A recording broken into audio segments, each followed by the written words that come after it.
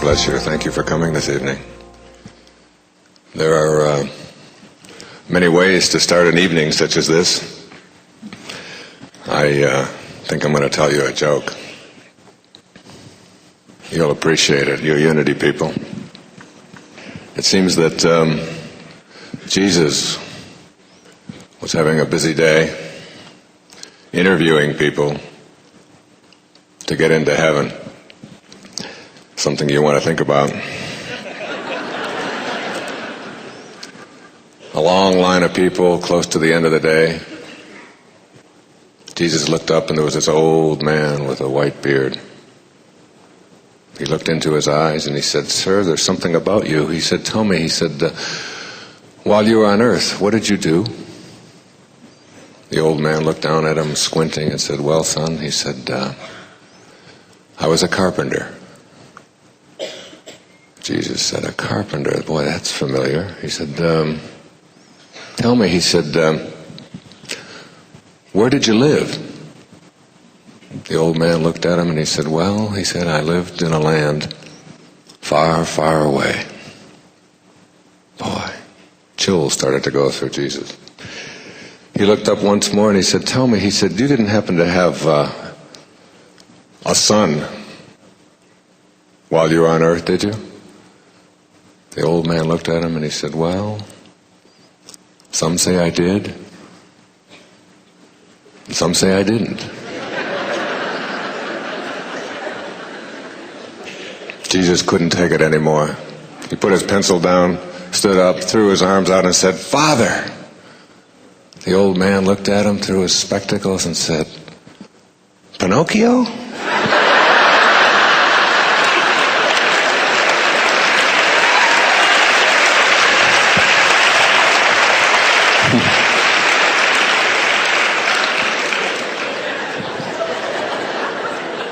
I like that story.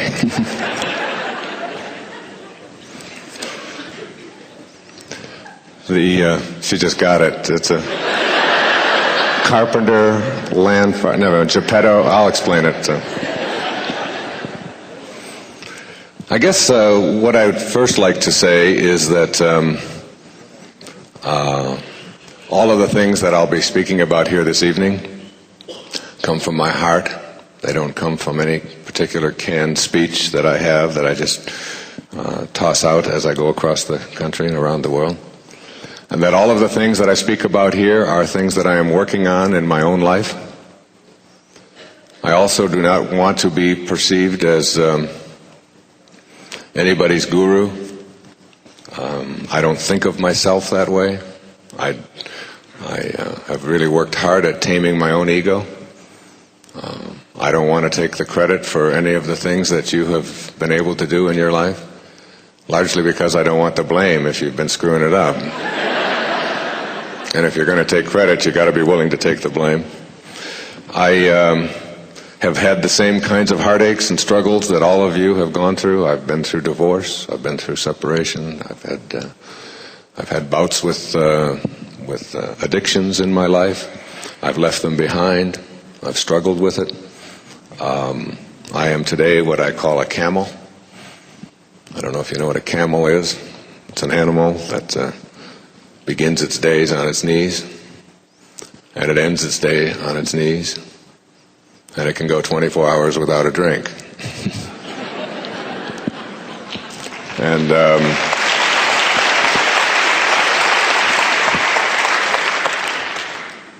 I have 8 children. 5 of them are under 12. I have teenagers and a 27-year-old. Some of you can't see in the back. This may look like a bald head to you, but it's really a solar panel for a sex machine. I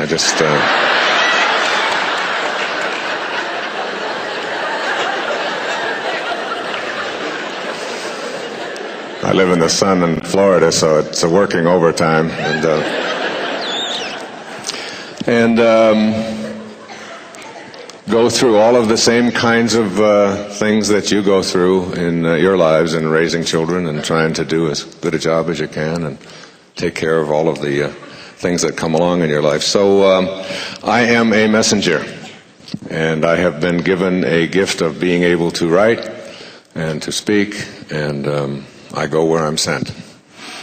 What I'm going to speak about tonight is largely what I have written about in a brand new book that'll be released soon, called Your Sacred Self.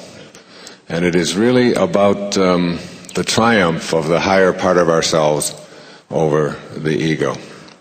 It is really my effort this evening to help you to leave here with a blueprint, if you will, for transcending your lower identities and allowing this sacred part of yourself. In a book that I researched and read and met the author, called The Tibetan Book of the Living and the Dying, written by Sogyal Rinpoche from Tibet. He has a quotation in there that I found very useful in putting together this new book. He said that two people have been living inside of you all of your life. One is the ego, which is demanding, easily offended, believes in its separateness, thinks that it's special, garrulous, and insane. The other is your hidden higher self, whose beautiful voice is rarely heard or attended to. And I am going to be talking about something that I call heightened awareness. And heightened awareness is, for me, the sort of organization of this evening's presentation flows around a theme of, first of all, sort of trying to explain what I mean by higher awareness. And then I have 5 keys to higher awareness, what they are. And as I talk about each one of them, and whatever stories I tell or however it gets presented, I will point them out for those of you who are more linear than I am and want to take notes, or those of you who are listening to this on tape. You'll see this blueprint. And I believe very strongly, I don't believe it, I know very, very firmly that if you can master these 5 keys to higher awareness, you can literally become your own miracle worker and begin to manifest whatever it is that you need for this journey that you're on here. In the New Testament, which I read very carefully from the beginning to the end, before writing Your Sacred Self, I also took on the Kabbalah, which I didn't realize was as long as it was, but I committed myself to reading it and trying to understand a tiny percentage of it. An ancient text that's been passed on by mystical scholars for thousands of years. I also read the Bhagavad Gita again and completed A Course in Miracles. And in reading those 4 sort of spiritual guides, then I prepared myself for writing. And in the New Testament, there is a quotation attributed to Jesus from St. John. Said that even the least among you can do all that I have done, and even greater things. And I have taken that literally. I truly believe that each and every one of us have within us the capacity to be miracle workers and to live a life that is way beyond anything that most of us have ever contemplated before. We haven't allowed ourselves to contemplate some of these things. And so some of the material that I'll be presenting here or talking about here this evening will be processed by some of you as weird and strange, and that's fine. I'll even point those out as I go along so that you won't think I don't know what you're thinking. But they are still things that I know are possible. And as I talk about some things that perhaps you wouldn't expect someone with my background and training to be talking about, I'd like you to listen to this right at the very beginning, this beautiful story that Buddha used to tell his people. Before I even do that, though, I'd be, so that I just don't forget, something I talked about on the radio and on TV this morning here at KTAR when I was being preempted by the OJ trial, in and out, is that I'd like to say, we've got a couple of thousand people here this evening, and I would really like to say to you, as I will be saying all across the country and all around the world, as I'm going on tour, doing a national sort of speaking tour on promoting higher consciousness in our country and in Europe and in Australia, with people such as Deepak Chopra and Marianne Williamson and Louise Hay and Stuart Wilde, and we are touring, talking about these things. And one of the things, I received a letter from a man whom I hold very dear in my heart. His name is Eknath Eswaran. And Eknath Eswaran is really his first name, but in the part of India where he's from, they go for last name first. So Eswaran wrote to me and asked me if in my talking I would tell people that this, and he wrote me this letter in September, he had pointed out that over 15,000 articles in national publications had already been written about this trial before they even had selected a jury, and that the energy that we are putting into all of the minutiae of this particular crime is something that is going to bring us down. And so I would ask you to go out from here and to pay less titillating attention to the details of this particular current thing that is dividing us racially. Thank you. It's dividing us as a people. It is putting an emphasis on violence. It is we are collectively placing way too much energy on the kinds of things that will really bring us apart rather than together. And I don't watch it, and I don't read about it, and I don't comment on it. And I really would like the kinds of people who have showed up here this evening to just turn your attention, and when it does come on, just put love out there, and just kind of surround all of the souls that are involved in this drama with light and with love, and let the process take care of itself, and stay out of it. Stay out of it. It's very, very important. And Eswaran is one of the leading spiritual figures. I think he's a living saint. He's 83 years old. He wrote Dialogue with Death, which I'll talk about later this evening, and is the interpreter for most of those of you who have ever read the Bhagavad Gita in English probably read his interpretation of it. So that's my little spiel on OJ. Here's the story. It's from Legacy of the Heart. This is a story told by Buddha to his students, so I'm saying it to you at the beginning here tonight. A young widower who loved his 5-year-old son very much was away on business. And bandits came and burned down the entire village and took his son away. When the man returned, he saw the ruins and he panicked. He took the charred corpse of an infant to be his own child, and he began to pull his hair and beat his chest, crying uncontrollably. He organized a cremation ceremony and collected the ashes and put them in a very beautiful velvet pouch. Working, sleeping, or eating, he always carried the bag of ashes with him. One day his real son escaped from the robbers and found his way home. He arrived at his father's new cottage at midnight and knocked at the door. And you can imagine at that time the young father, who was still carrying the bag of ashes and crying, he asked, "Who is there?" And the child answered, "It's me, Papa. Open the door. It's your son." In his agitated state of mind, the father thought that some mischievous boy was making fun of him. And he shouted at the child to go away. And he continued to cry. The boy knocked again and again, but the father refused to let him in.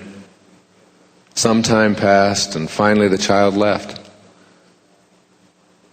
And from that time on, father and son never saw one another again.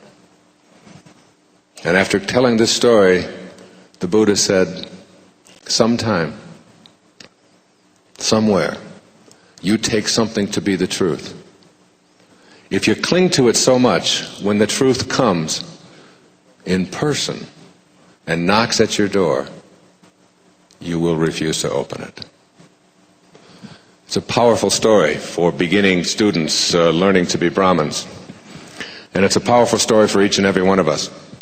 Is that we have to have what we learned when I was studying literature back at the university. We have to have this thing called the willing suspension of disbelief. And this is what you do every time you go into a movie theater. You don't go up to the screen and look at the screen and say, this is really ridiculous. I mean, this is 2 dimensions, and that's really light being projected onto that screen, and I'm not going to let my emotions be affected by a 2-dimensional light being projected up there. This is absurd. You don't do that. You willingly suspend your disbelief and allow yourself to be entertained. And then when the evening or when the movie is over, you pick up your doubt and you go out and make your own decisions about it. That's all I would ask. That's all I'm asking of some of the things that I'll be speaking about here this evening. Is just to willingly suspend your disbelief, like you do when you read a novel or see a movie. And then just allow it in. And try to allow it in with an absence of judgment. Just open yourself up to new possibilities. Particularly possibilities for you. Because that quotation that is attributed to Jesus about even the least among you can do all that I have done, think about what that truly means. That means that you have a capacity within you to literally manifest whatever it is that you want for yourself through a miraculous process called intention. And I'd like to begin by talking about what that means. You see, when you reach this heightened state of awareness, what happens is that you begin to develop a consciousness that allows you to manage the coincidences of your life. Something that Carl Jung spent his lifetime writing about and talking about. That instead of thinking of things happening to you and the coincidences that sort of just show up in your life that you call miracles, or that you call, wow, wasn't that weird, or wasn't that an interesting set of circumstances for that all to come together like that. You begin to have a different awareness, which is where I place my attention and leave my attention by leaving my ego behind and allowing this higher part of myself to reside there. Where I keep my attention, I can literally bring into the world of the manifest. Or I can go from the wave to the particle, or whatever you want to call that. And that's a very intriguing notion. I wrote a book a few years ago called You'll See It When You Believe It. And I have a chapter in there that I called synchronicity. Now this is a Jungian term. And it really sort of defines this process of how you can collaborate with fate. Now, most of us have been trained on a set of beliefs that keep us from having any conviction that this is something that is within our control. In fact, many of us have been trained to believe that to even think like this is blasphemous. To think that you have perhaps this kingdom of heaven is within you. And in reading the New Testament, and I always wonder about so much criticism when I remember talking on the Oprah show one time about God, that most people don't have a problem believing in God, they have a problem in knowing that they are God. That God is within them. And she said to me, you realize that there's a lot of people watching all over this country, particularly in certain regions of the country, who are going to find this idea that they are God, pretty absurd. And I said, well, that's just the way it is. And then as I was getting prepared to write this new book, I came across St. Paul's letters to the Philippians. And in Philippians 2, which is a series of letters that St. Paul wrote after being in prison, about words of Jesus, because St. Paul literally wrote the New Testament. And he said these words. And I often want to ask the people who find this so blasphemous what these words mean. He said in Philippians 2, verses 5 and 6. He said, "Have in you the same mind as Christ Jesus, who, being in the form of God, did not consider it robbery to be equal with God." And so I would ask you to consider that and have that mind. That God is not just something that is outside of you, but that you are extensions of it. And it doesn't really matter what you call it. Alan Watts once said to me in 1971, he said, "Wayne, don't forget this." He said, "You cannot get wet from the word water." You cannot get wet from the word water. So it isn't the word that makes water wet. It is whatever it is. Speaking of which, I need some of that. Oh, here it is, right here. Just manifest it. I mean, this stuff works so great, I'm telling you. I love you. I love you too. This is water. And it doesn't matter what you call it. And the same thing is true for this divine force that flows through everything and everyone. It doesn't matter what you call it, so get off of it. It isn't the label. As Kierkegaard said, once you label me, you negate me. It's not what you call me. I'm not what you call me. Nor is God. If you want to call it God, great. Want to call it soul, great. Spirit, consciousness, awareness, whatever you want to call it. Louise, Ralph, whatever pleases you. It is not what you call it. It is the universal Tao. So we'll just call it God. And if you're dyslexic, dog, okay? And we'll just put a name, we'll just call it that for this evening. But that's not what it is. So if you have a better name, by all means use that. But know that this thing, this divine force, is in all of us. And that in order to be able to get to this state of heightened awareness where you can manage the coincidences of your life and know this eternal force and be able to manifest and create whatever it is that is in your heart's desire, as long as you stay on purpose, you must first do some things that perhaps are difficult for us to do. So the first key to higher awareness is this. I call it erasing your past. Erasing your past. And this I will spend the most time on because it's the one that the most people struggle with. Now this thing about managing your emotions and managing your coincidences, rather, is something that I'm going to refer to as intention. Intention. I've got to resist using this blackboard because I know there's people about 1.5 miles away back there, and I can hardly see it myself this close. But being a teacher, I don't really get going until I get the chalk in my hand. So just let me have the chalk, all right? And I'm feeling much more secure now. An intention is something that I can only illustrate to you by, and so that you will understand this thing of synchronicity and being able to create. Like, I'm in Madison Square Garden last November, all right, and I'm going to give a talk there at the Felt Forum. And I used to teach at St. John's University in New York, in Queens. And it had been, maybe 17, 18 years since I had been back. I left there in 1976. And I hadn't seen my former department head, who hired me at St. John's right after I got my doctorate in 1970, to come there and teach. And a really nice guy and a very good friend. So I thought, I'm going to look him up. I've been thinking about him a lot, and I'm going to look him up.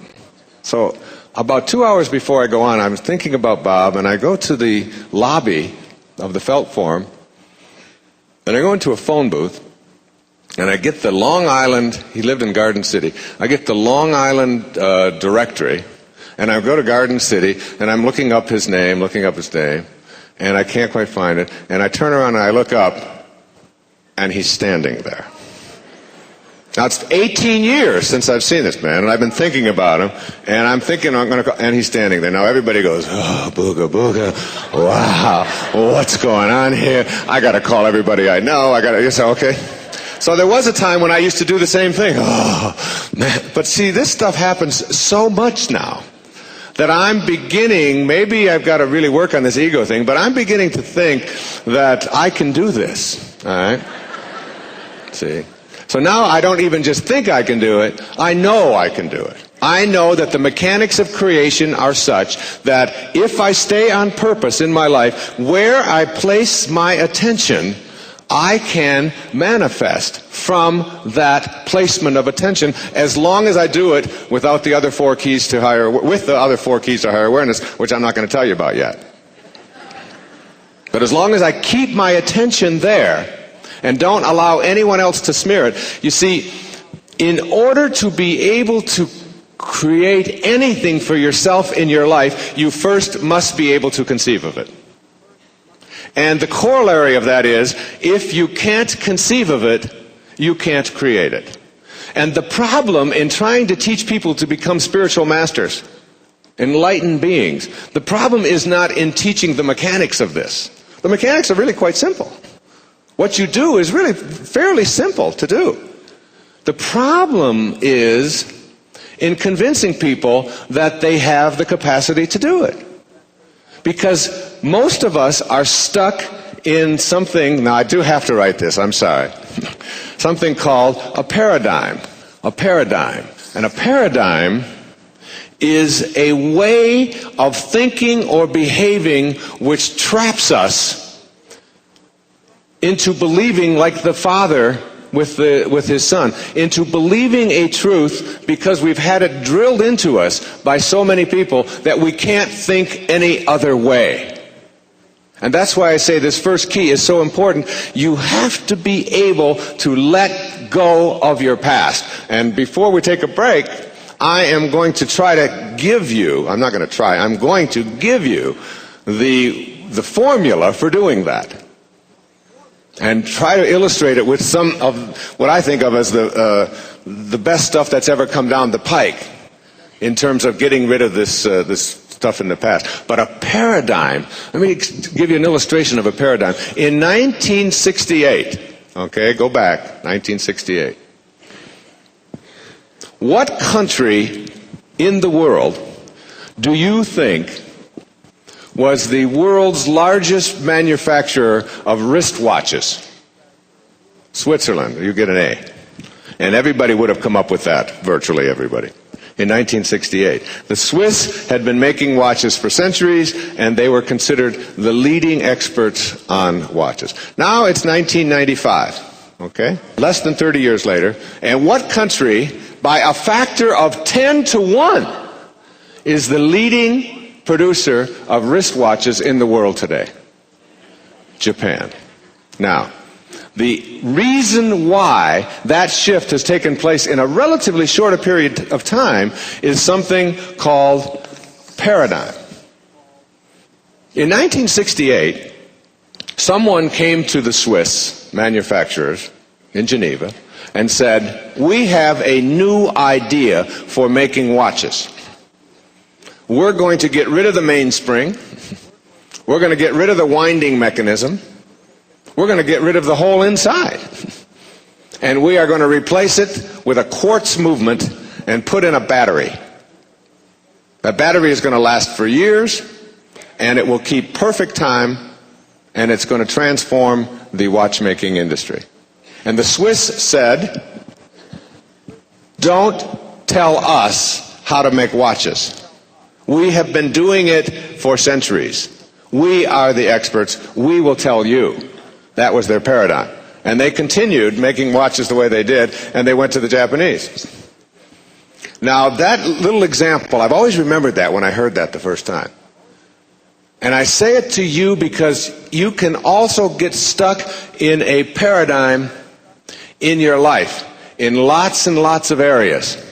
Most of us have these kinds of things that we hang on to and that we believe so strongly because we have been conditioned by all of our well-meaning sort of other egos who have shown up in our life to guide us and have directed us on a path that is mostly directed by our lower identities.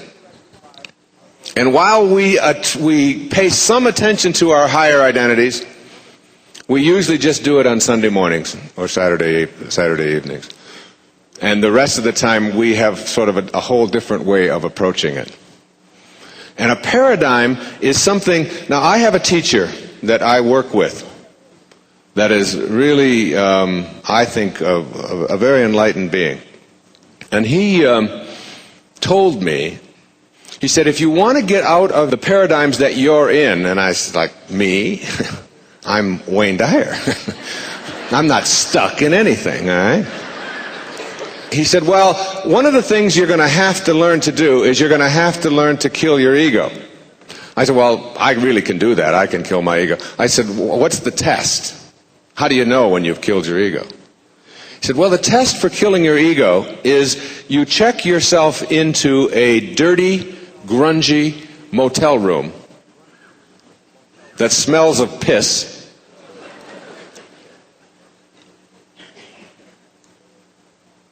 and you stay in that room until it no longer matters whether you're there or not, and whether anyone visits you or not.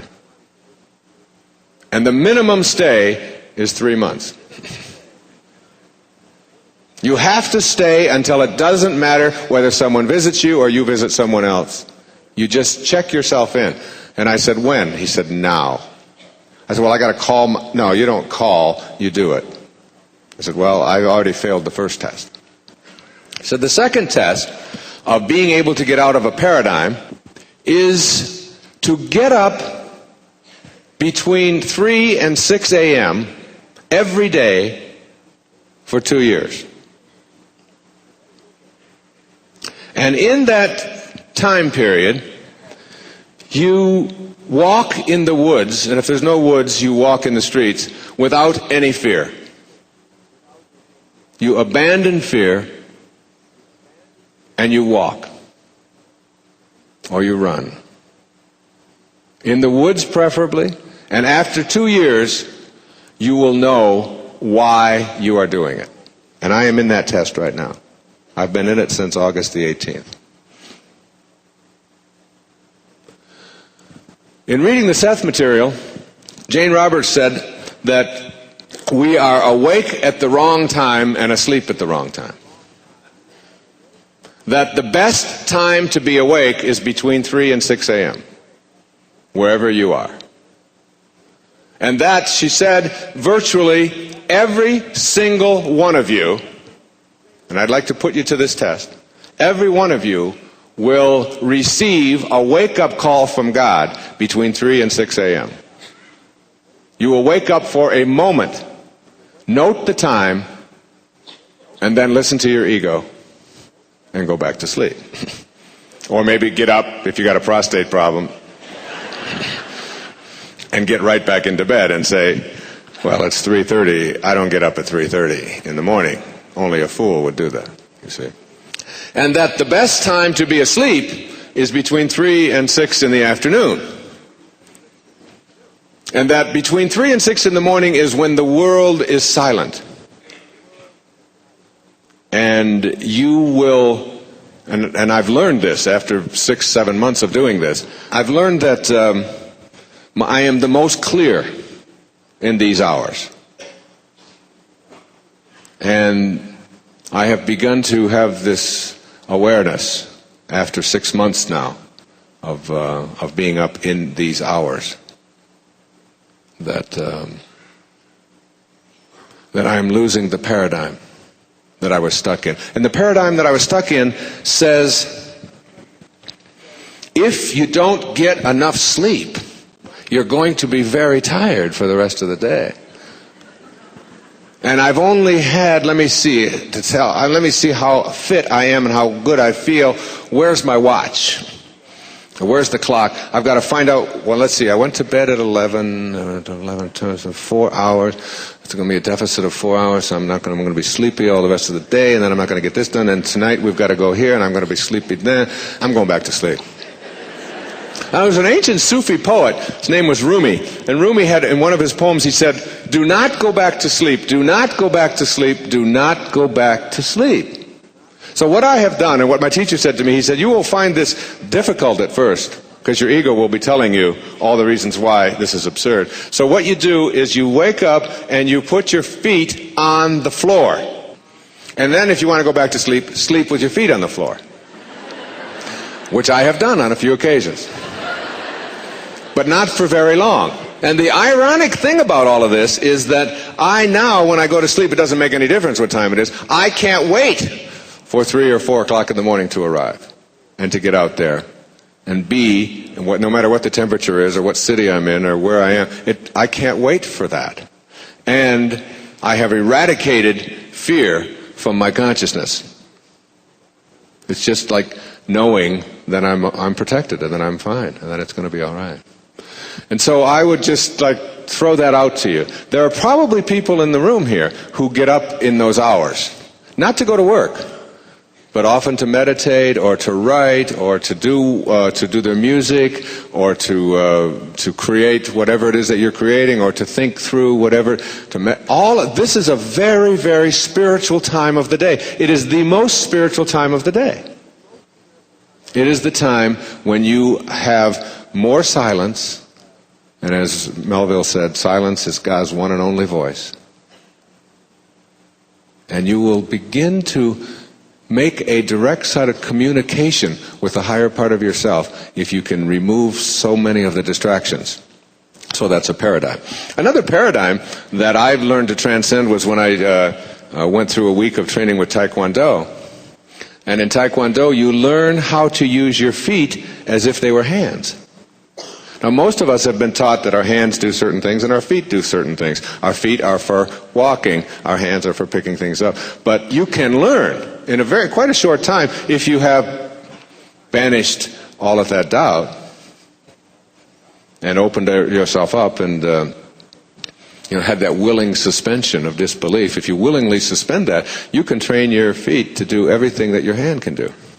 You can train it to punch, you can train it to pick things up, you can train it to do virtually anything you can do with your hand. And people who lose their hands learn this very fast.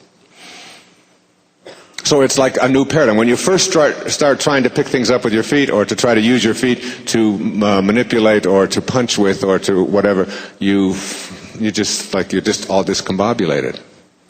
Now these are just sort of physical things. You can do this in the area of eating. You can do this in the area of your relationships. Most of our relationships are a function of paradigms. We relate to each other in the way that we have been told is the only way that you can relate. And so when someone else says something to us that we find offensive, we immediately respond with anger. And that's a paradigm. In Everyday Wisdom, this little book of quotes, my favorite quote in there is this whole idea that if you really want to improve the quality of your relationships, whatever you paid to get in here tonight, just this one little sentence will really dramatically alter your relationships. And I'm not just talking about the person that you live with. I'm talking about people that you meet on the street, people that you work with, people that wait on you in restaurants, whomever they are. When you have the choice, and you always do, to be right or to be kind, just pick kind. It's a whole new paradigm. I no longer have to be right. Whew. Now there is a shift in awareness that will lead you to higher consciousness. Someone says, you really are an asshole. And you say, I appreciate you pointing that out.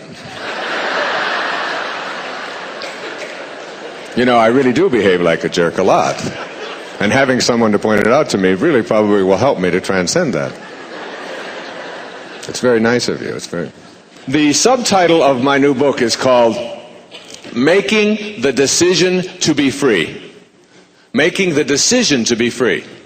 Now, freedom, the best definition I ever heard of freedom was offered by Florinda Donner in a wonderful book called Being in Dreaming. And Florinda Donner defined it this way. She said, freedom is the absolute lack of concern about yourself. Now that's freedom. When I was walking with Marianne Williamson in Melbourne, Australia, just a few months ago, we toured the Australia, speaking down there. And we went for a walk one day. My oldest daughter, was babysitting her little girl, Emma. And we went for a walk for about 2 or 3 hours, just talking about the tour and what we were going to do on the programs and all of that. And she said to me, out of nowhere, she said, come on, Wayne. She said, tell me, do you have any secret desires? Just like... Now, there was a time when someone asked me that question in a park, a woman, I would have come up with a sort of a crass remark. But I said, yes, I do have secret desires. She said, what is it? I said, I would like to disappear and still be here. And I remember reading in some of Castaneda's later works saying that freedom is really a disappearing act. It's like you have to learn how to disappear your ego.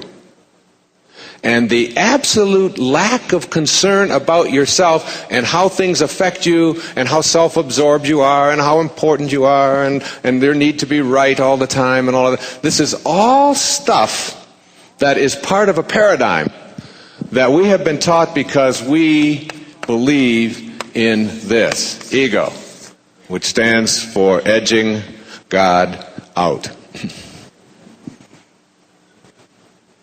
Our ego is the part of us that is our false self. And I say that without qualification. It is the part of us that would have us believe that we are separate from, that we are more important than, that we are special. And I want to tell you right now, folks, if you want to understand higher awareness, you got to get off of this thing that you are special. You are not special in the eyes of God or anyone else. It implies, if you're special, that someone else is not, doesn't it? And if everyone is special, then we don't need a word like that, do we? To specify who is and who isn't. We are all divine creations, extensions of God. Every single one of us. No one better, no one more important, no one more advanced, no one prettier, no one more anything.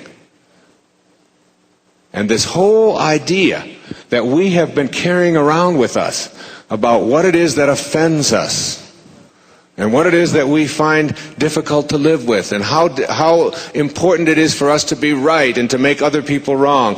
All of this stuff is an absence of higher awareness. And you've got to somehow figure out a way to transcend it. And know and begin to believe in something that you can't see. Believe in something that you can't see. I wrote a story. I'm going to share just a part of it with you. It's a story that I open up this Your Sacred Self with. The story goes like this. Imagine this scene. 2 babies are in utero, womb mates.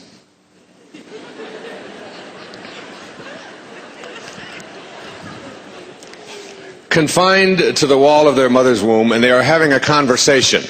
Okay, just willingly suspend, just let this in, okay? 2 little twins having a conversation. For the sake of clarity, we'll call these twins ego and spirit. Spirit says to ego, I know you're going to find this difficult to accept, but I truly believe there is life after birth. Ego responds, don't be ridiculous. Look around you. This is all there is. Why must you always be thinking about something beyond this reality? Why don't you just accept your lot in life? Make yourself comfortable. Forget about all these life after birth nonsense. Go in the corner and grab your cord and knock it off. Spirit quiets down for a while, but her inner voice won't allow her to remain silent any longer. Ego, now don't get mad, but I have something else to say. I also believe that there is a mother.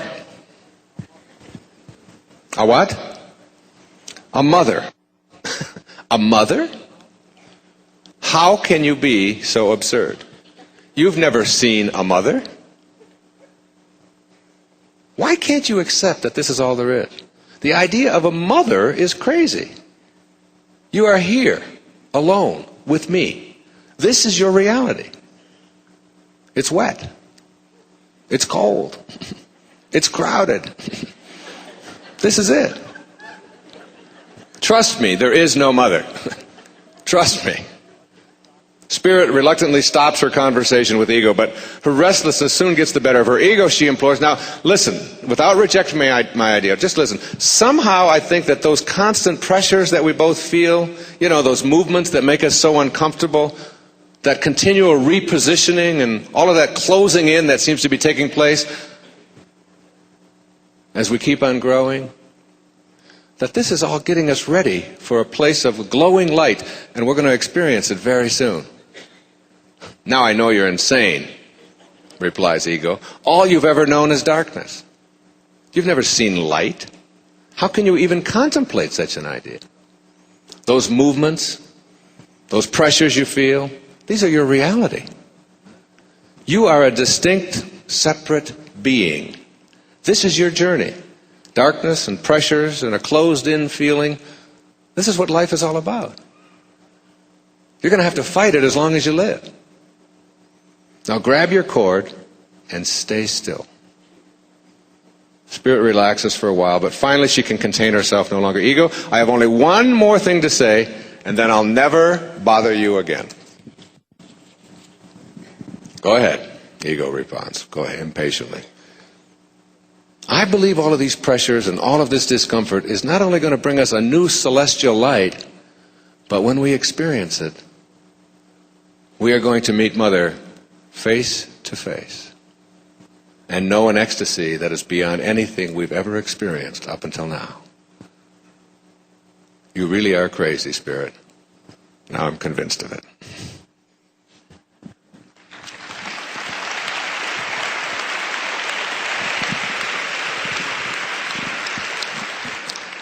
And so you see the metaphor, don't you? I don't even have to explain it. We who come to talks like this are what my friend Stuart Wilde calls fringe dwellers. We are dwelling on the fringe, all of us. We are filling out the forms. We are in the system. We are not that rebellious yet. We receive a lot of criticism. A lot of people think we're nuts. And I want to tell you, all of those people who do will be down this road with you before long, as soon as we get it paved.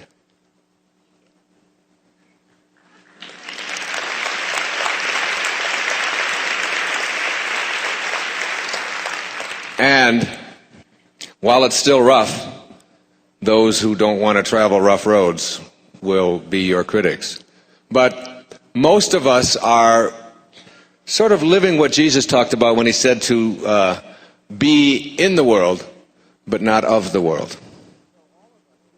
And so all of us here in this room know in our hearts that we are on a path that can't be stopped. And it's a very powerful force within us. And it motivates us not only to come to things like this, but to behave in new ways and to break out of old paradigms. We also know that there is something more to this life that we are here experiencing other than just being a part of the system, and we are going to have a deeper richer experience of life. We know it's available. We know that it doesn't matter what the system says, and that we are going to be what I call scurvy elephants. When I was a little boy living in an orphanage, I came home and said to the lady who ran the place, "What's a scurvy elephant?" And she said, "What?" I said, "I heard my third grade teacher telling the principal that Wayne Dyer was in her classroom and that he was a scurvy elephant." She said, "I don't know what that is, but I'll call." And she called the principal, and the principal said, "Oh no, that's Wayne. He gets everything mixed up." She didn't say that he was a scurvy elephant in her classroom. She said that he was a disturbing element in her classroom.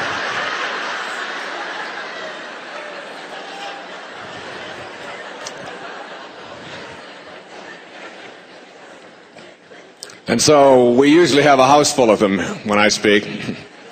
And your karmic payoff is usually that if you are one yourself, you get 2 or 3 of them to raise. I got 8. And so, knowing that there is a deeper and a richer experience of life available to us fringe dwellers who are sort of in the world, but we're not of the world, we know this is not home. This is not our home. We know it. We know that we are not human beings having a spiritual experience, but that it's the other way around. That we are all spiritual beings having a human experience. We know this. And we know that there was a moment when before we showed up here on this plane, when we were in nowhere. N-O-W-H-E-R-E. Nowhere. And this is the moment just before your conception. I'm going to suggest to you, and I know this is weird, put a little asterisk around this in the tape. I'm going to suggest to you that you don't rely upon your memory to determine whether this is valid or not. Because you probably can't even tell me what you had for breakfast, let alone what you dreamt about last night, let alone what happened to you when you were 3 months old. You all were 3 months old, weren't you, at one time? You want to tell me about it? What was it like? What was the color of your crib sheets? Your memory is not a good indicator of whether something is true or not true. And my experience with the teachers that I have had and with my own meditative practices and with my own reading is that we sign up for all of this and that there are no accidents. That God's plan works and yours doesn't, by and large. And if you want yours to work, make it the same as God's and understand that. And that when you are in nowhere, you make a decision to come here. And you pick who you're coming here with. And so if you don't like who you got, you ought to be wondering why you picked them. And when you left nowhere, and we all leave nowhere, N-O-W-H-E-R-E, and we get to now here, N-O-W-H-E-R-E, and it's all the same. It's just a question of spacing. So we go from nowhere to now here. And guess where you're headed? Back to nowhere. And you know that. Because you have been watching the journey, haven't you? Because whoever you are has been in a whole lot of bodies already. In fact, even how you got here from nowhere to now here is exactly the same for all of us. Like it or not, you all started out the same. You went on a picnic with your father, you came home with your mother. That's the way it gets. Okay? I don't care if you're a nun, I don't care if you're the Pope, I don't care who you are. There was a picnic. And now you show up in now here, and you show up in a room. And the room is this reality that you are experiencing, and we call it daily awareness. And you show up in this house, this beautiful house, in this little room called daily awareness. And the only way you can get into the house is through your birth. And you squeeze into this room, okay? And you spend your time here, whatever time that you have signed up for, some of us for 10 weeks, some of us for 10 years, some of us for 100 years, and it's all in divine order. Even though we milk this melodrama of death to death, somehow believing that it shouldn't be happening, and isn't it awful, and and we don't even believe in it anymore, and that's the ego. The ego's greatest disappointment and embarrassment is death. All right? And it does everything that it possibly can to avoid the embarrassment of dying. It will even stick tubes in you and feed you through funny little things, all of, whatever. And God's saying, why don't you come home now? And say, well, they won't get these damn tubes out of me, and they got this. And so we milk this and milk this and milk this and don't understand that it's in divine order. It's all in divine order. And then you leave the room at your death, and the door snaps shut. And you live your life here in this room called daily awareness. And I would like to suggest to you that all the rest of the house is something called higher awareness. And very few people know how to get out of this room of daily awareness. They don't get out of it because they are looking around and looking around for the door. And they spend their life trying to find the door out, and they're pushing and they're pushing and they're pushing. And then one day they have this stunning realization. And the realization is that the door to the other room opens inward. Inward. It doesn't open out. You can't push it out. You got to step back and let it in. And one of the things that I promote, and I don't do a lot of commercials, but this is one I do a commercial for. It's called For the Love of God. And it's a collection of writings that I was asked to participate in called For the Love of God. And they asked about 30 of us from around the planet if we would write our own personal interpretations of God. They asked the Dalai Lama. They asked Mother Teresa, who I think is a living saint. They asked myself, who was nowhere close to it. They asked Brooke Medicine Eagle, Matthew Fox, Shakti Gawain, Ken Kais, Harold Kushner, Stephen Levine, Hugh Prather, many others, if they would write their own contributions. And here is one person who I admire a great deal, a Buddhist. His name is Joseph Goldstein. I think he's a convert.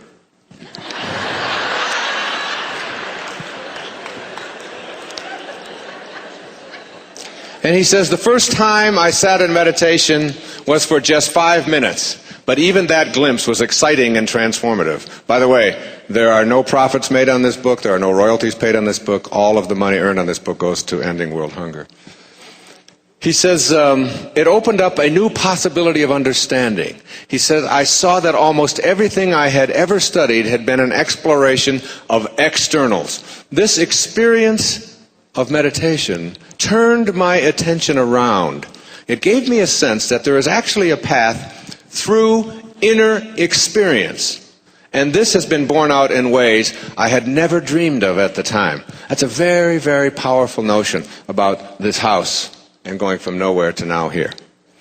Now, there is a path through inner experience, and it has been borne out in ways for me, Marcella, for you, in ways that I had never dreamt of at the time. In order to know this path, you can't read about it. You can't have somebody else tell you about it. It's like the difference between knowing about God and knowing God. A lot of us know about God from what we've had handed to us through the various paradigms that we have bought into in our lives. Very few of us know God directly, have a direct knowing of the experience of saying, I now know. Like it says in A Course in Miracles, if you knew, it doesn't say if you believed, it says if you knew who walked beside you at all times on this path that you have chosen, you could never experience fear again. And when my teacher said, go out into the night, go knowing that you're not alone. Pat McMahon, who many of you know on KTAR, and who's a dear friend of mine for years and years, 20 years now, told me about when Mother Teresa was here in town, and that he asked if there was anything that he could do to help her with her cause, because she was trying to raise the consciousness and to create this shelter.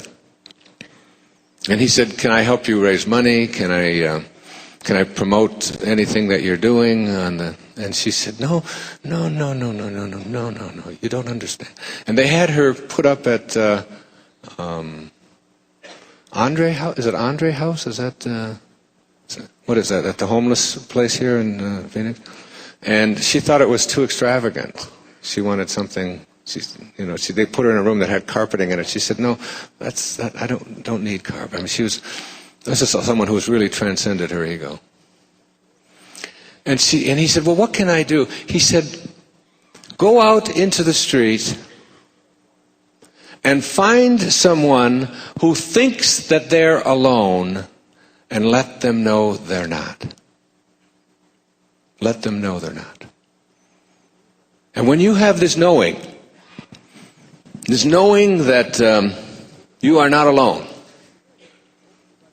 and you can experience it, and hopefully by the end of this evening you will have sort of a tool to do that, you will have a whole different perception of it. You see, I said earlier that after the picnic, you're in the room, and you're now here. And all the time that you've been here up until now, for me it's 54 years. I showed up here May the 10th, 1940. Right. Good year, right?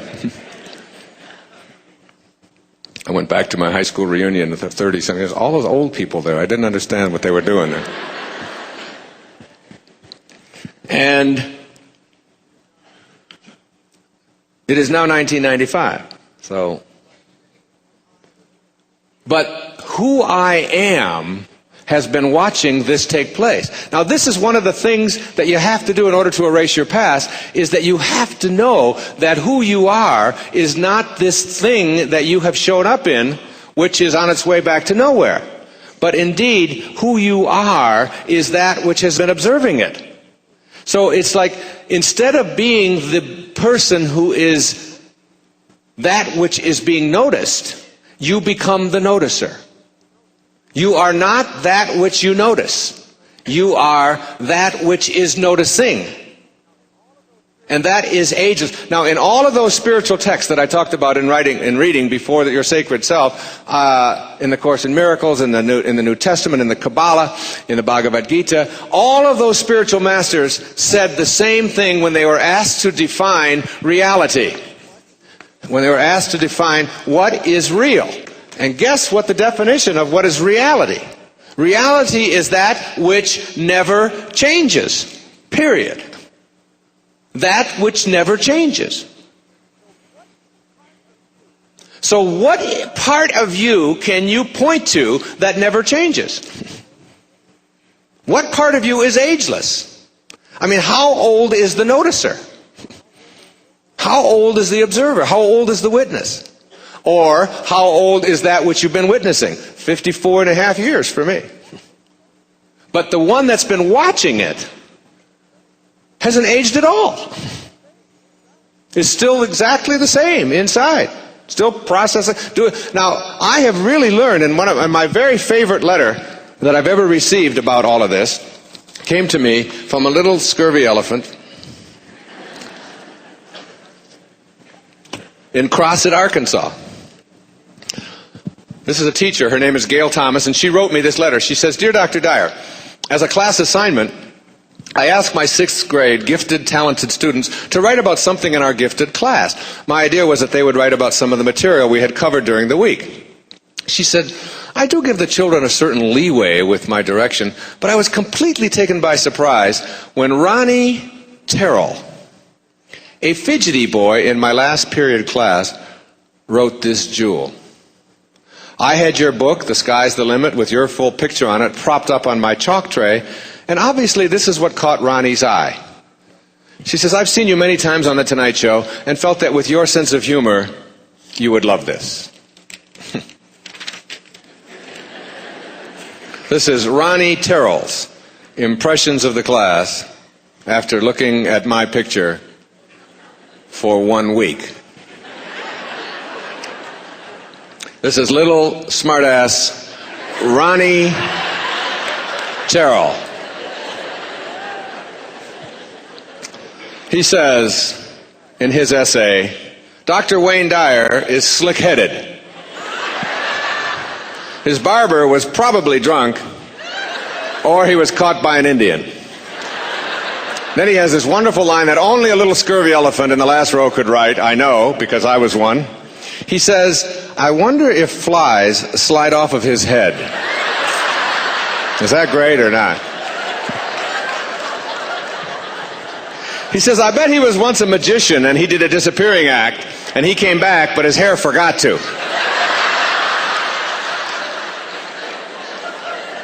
He says, poor man, his wife used to bring him home gallons of Head and Shoulders, and now she comes home with Mop and Glow.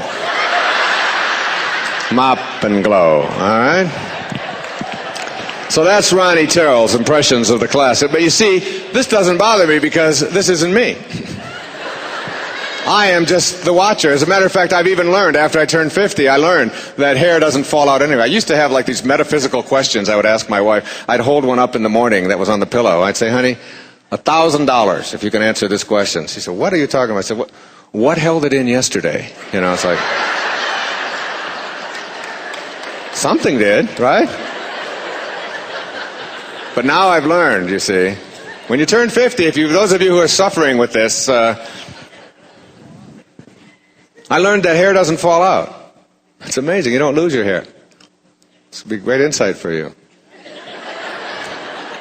It actually goes in.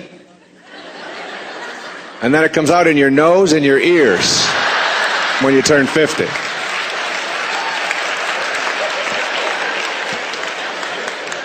My kids got me an electric nose and ear hair clipper for Christmas.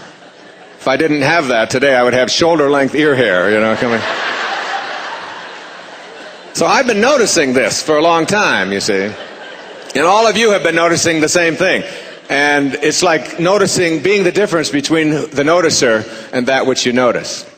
And that which you notice. This is like the real crucial test to understanding higher awareness. You know that when you go back to nowhere, the moment before you go back to nowhere, if they weigh your body and it weighs 150 pounds, and then life leaves your body, and then they weigh this thing that they're going to burn,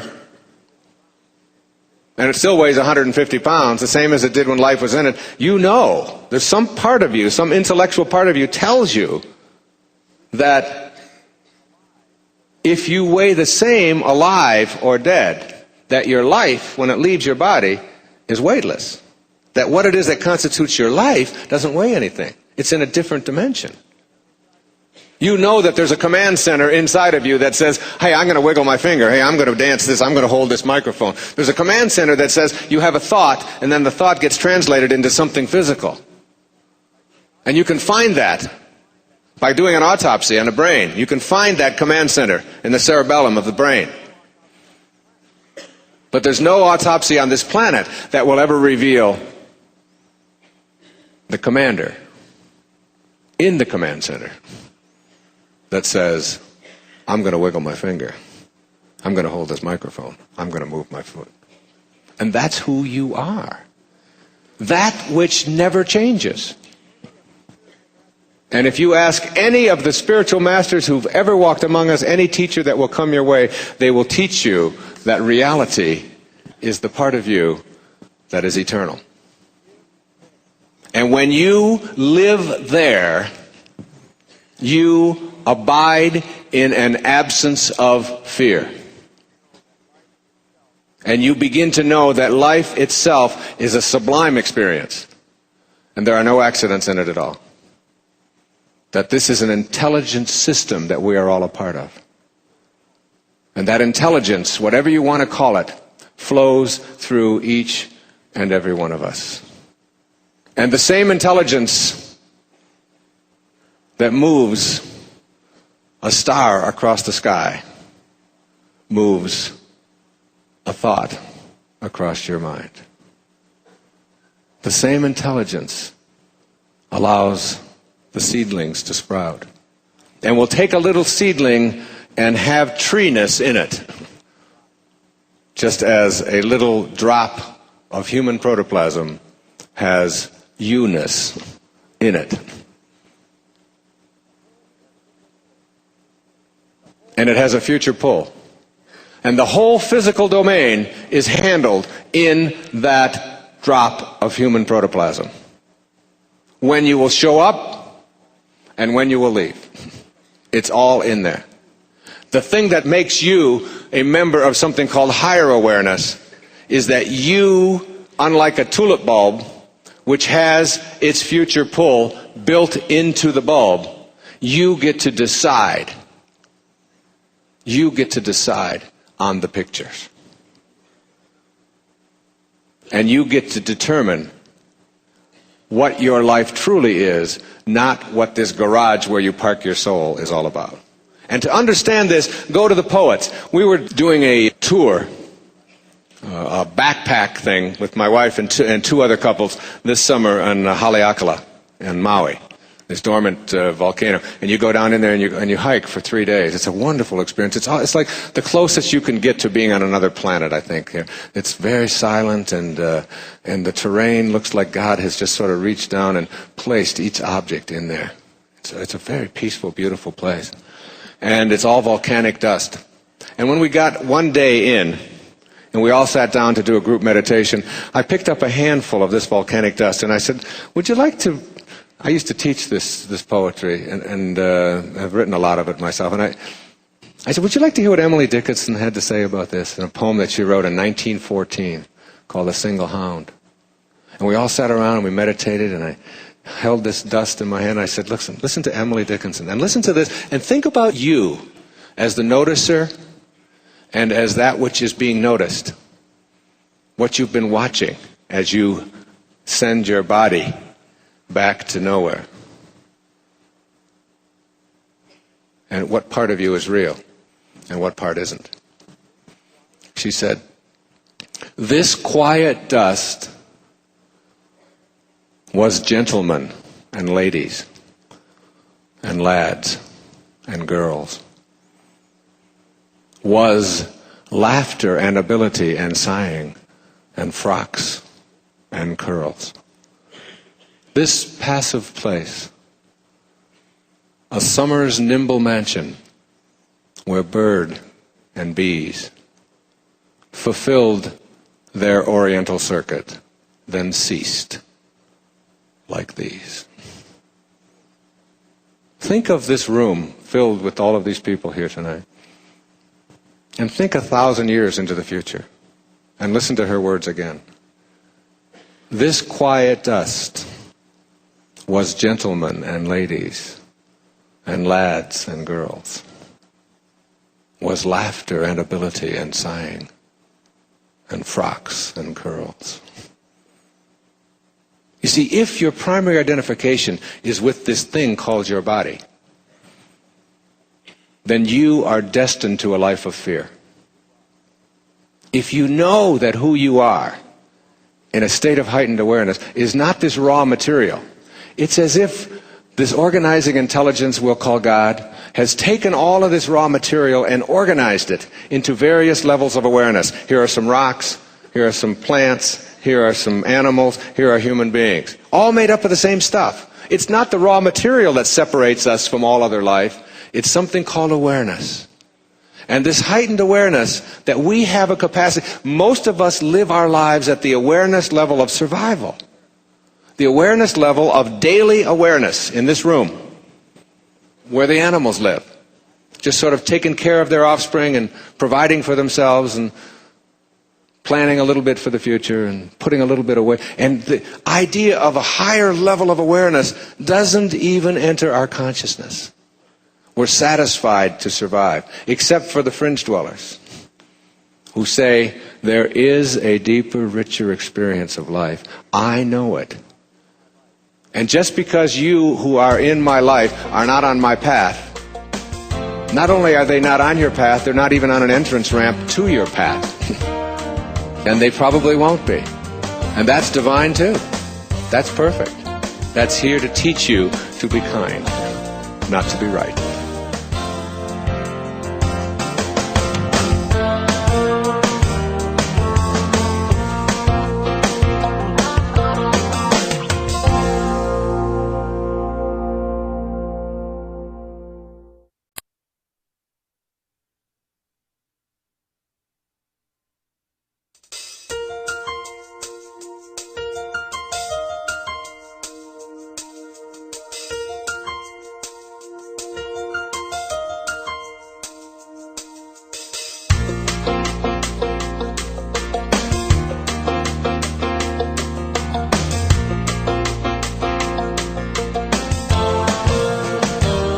Because there's no bullshit like New Age bullshit, okay?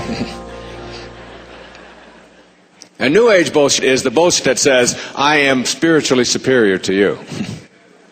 That's the ego talking big time. None of us are spiritually superior to any of the rest of us. We are all here on purpose, looking for a way to serve. See, we come in with nothing, and we're here, and we leave.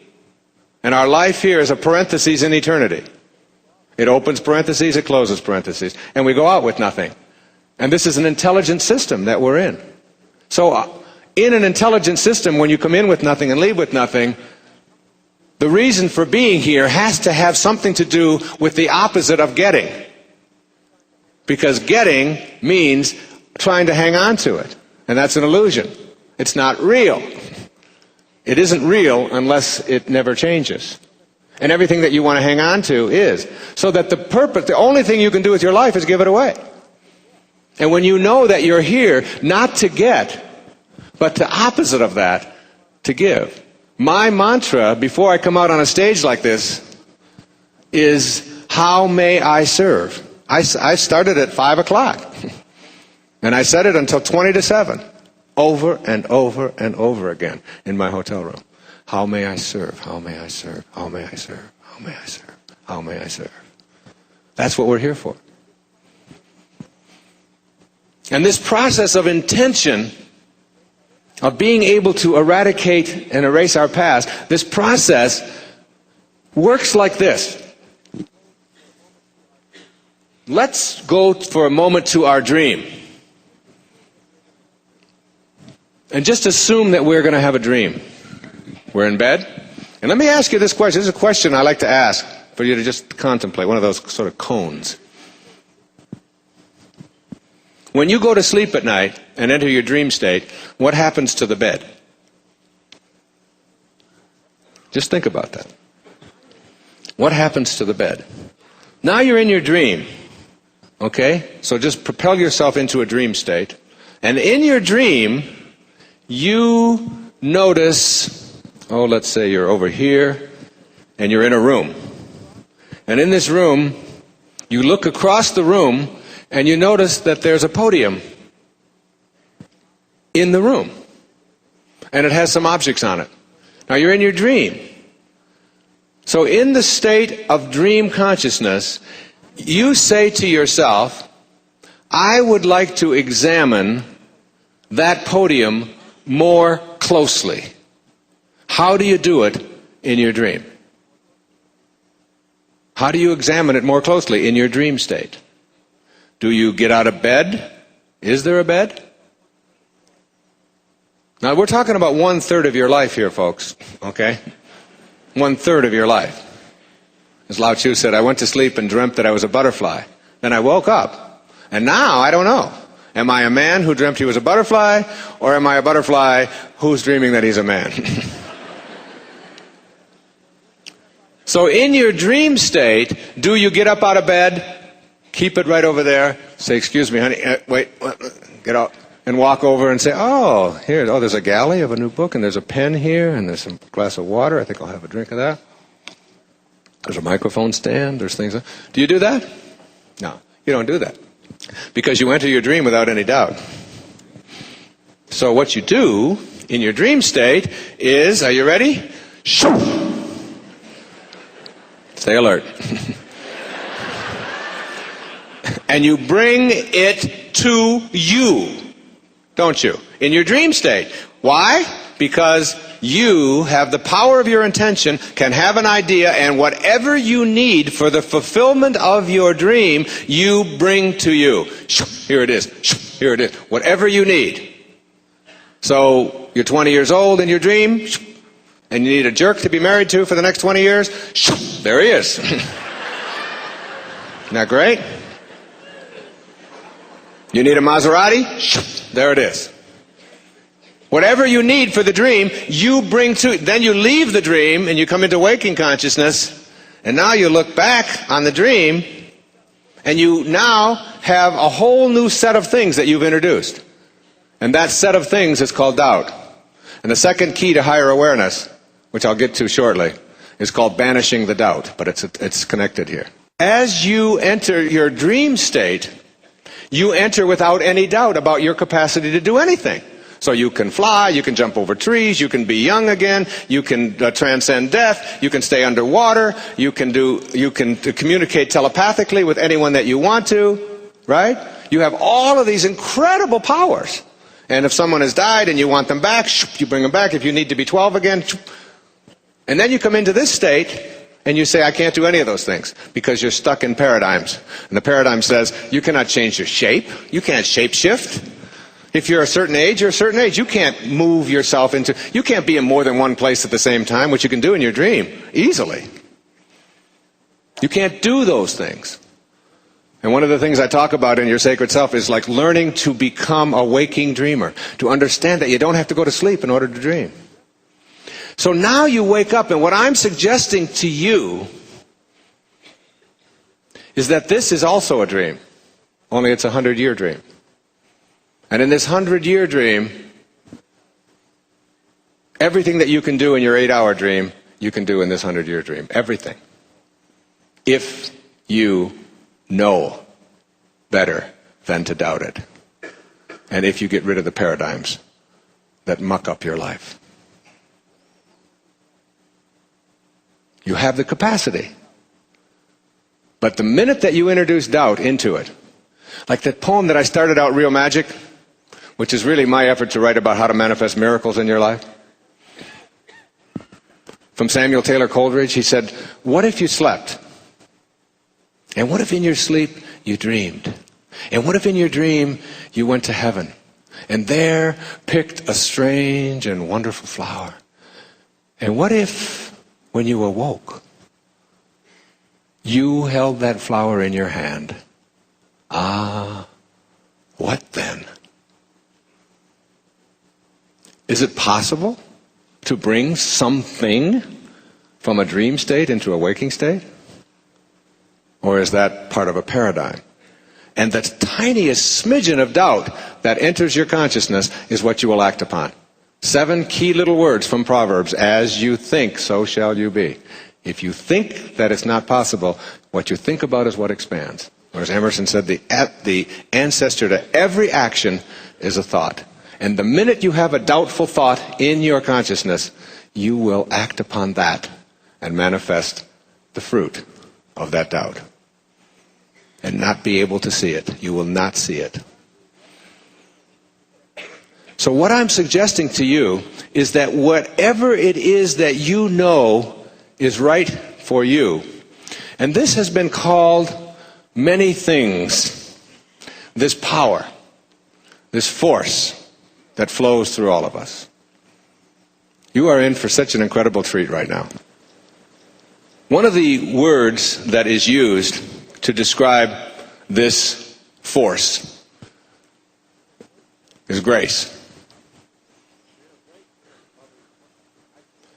And in a great hymn, probably I think the greatest song ever written by a person who had nothing, who was struggling in his life, who just jotted it down on the back of an envelope. It's called Amazing Grace. And in Amazing Grace, there are words that say, I once was lost, but now I'm found. And it was grace that taught my heart to feel. It was grace that brought me home. In touring Australia, we toured with a young singer named Cecilia. Cecilia was the first person in the 168-year history of the Oslo Conservatory of Music in Norway, she's Norwegian, from the land of the midnight sun, to ever receive an absolutely perfect score on all facets of voice, including the ability to reach the 10th octave, which only 3 or 4 people on the planet are capable of doing, and to do something called creating what we call the purple. You'll notice as you sing, as you hear her sing Amazing Grace, that there's a moment when she is able to shift colors, if you close your eyes, into what they call the purple range. Her CD is available here. It's called The Voice of the Feminine Spirit. 8 of the songs on here were written by Stuart Wilde, my dear friend. All of the funds of this, and you'll want it, go to her, not to me. And you've never heard anybody sing this song like this. The sounds that you hear at the beginning are the sounds of the whales. Getting them into the studio and getting the earphones on them was the only hard part they had in producing this tape. But I'd like you to hear the voice of the next superstar on this planet singing the voice of the feminine spirit. And just close your eyes and listen to Cecilia as she sings Amazing Grace. And then I'll talk about this when we're done. It takes 4 minutes.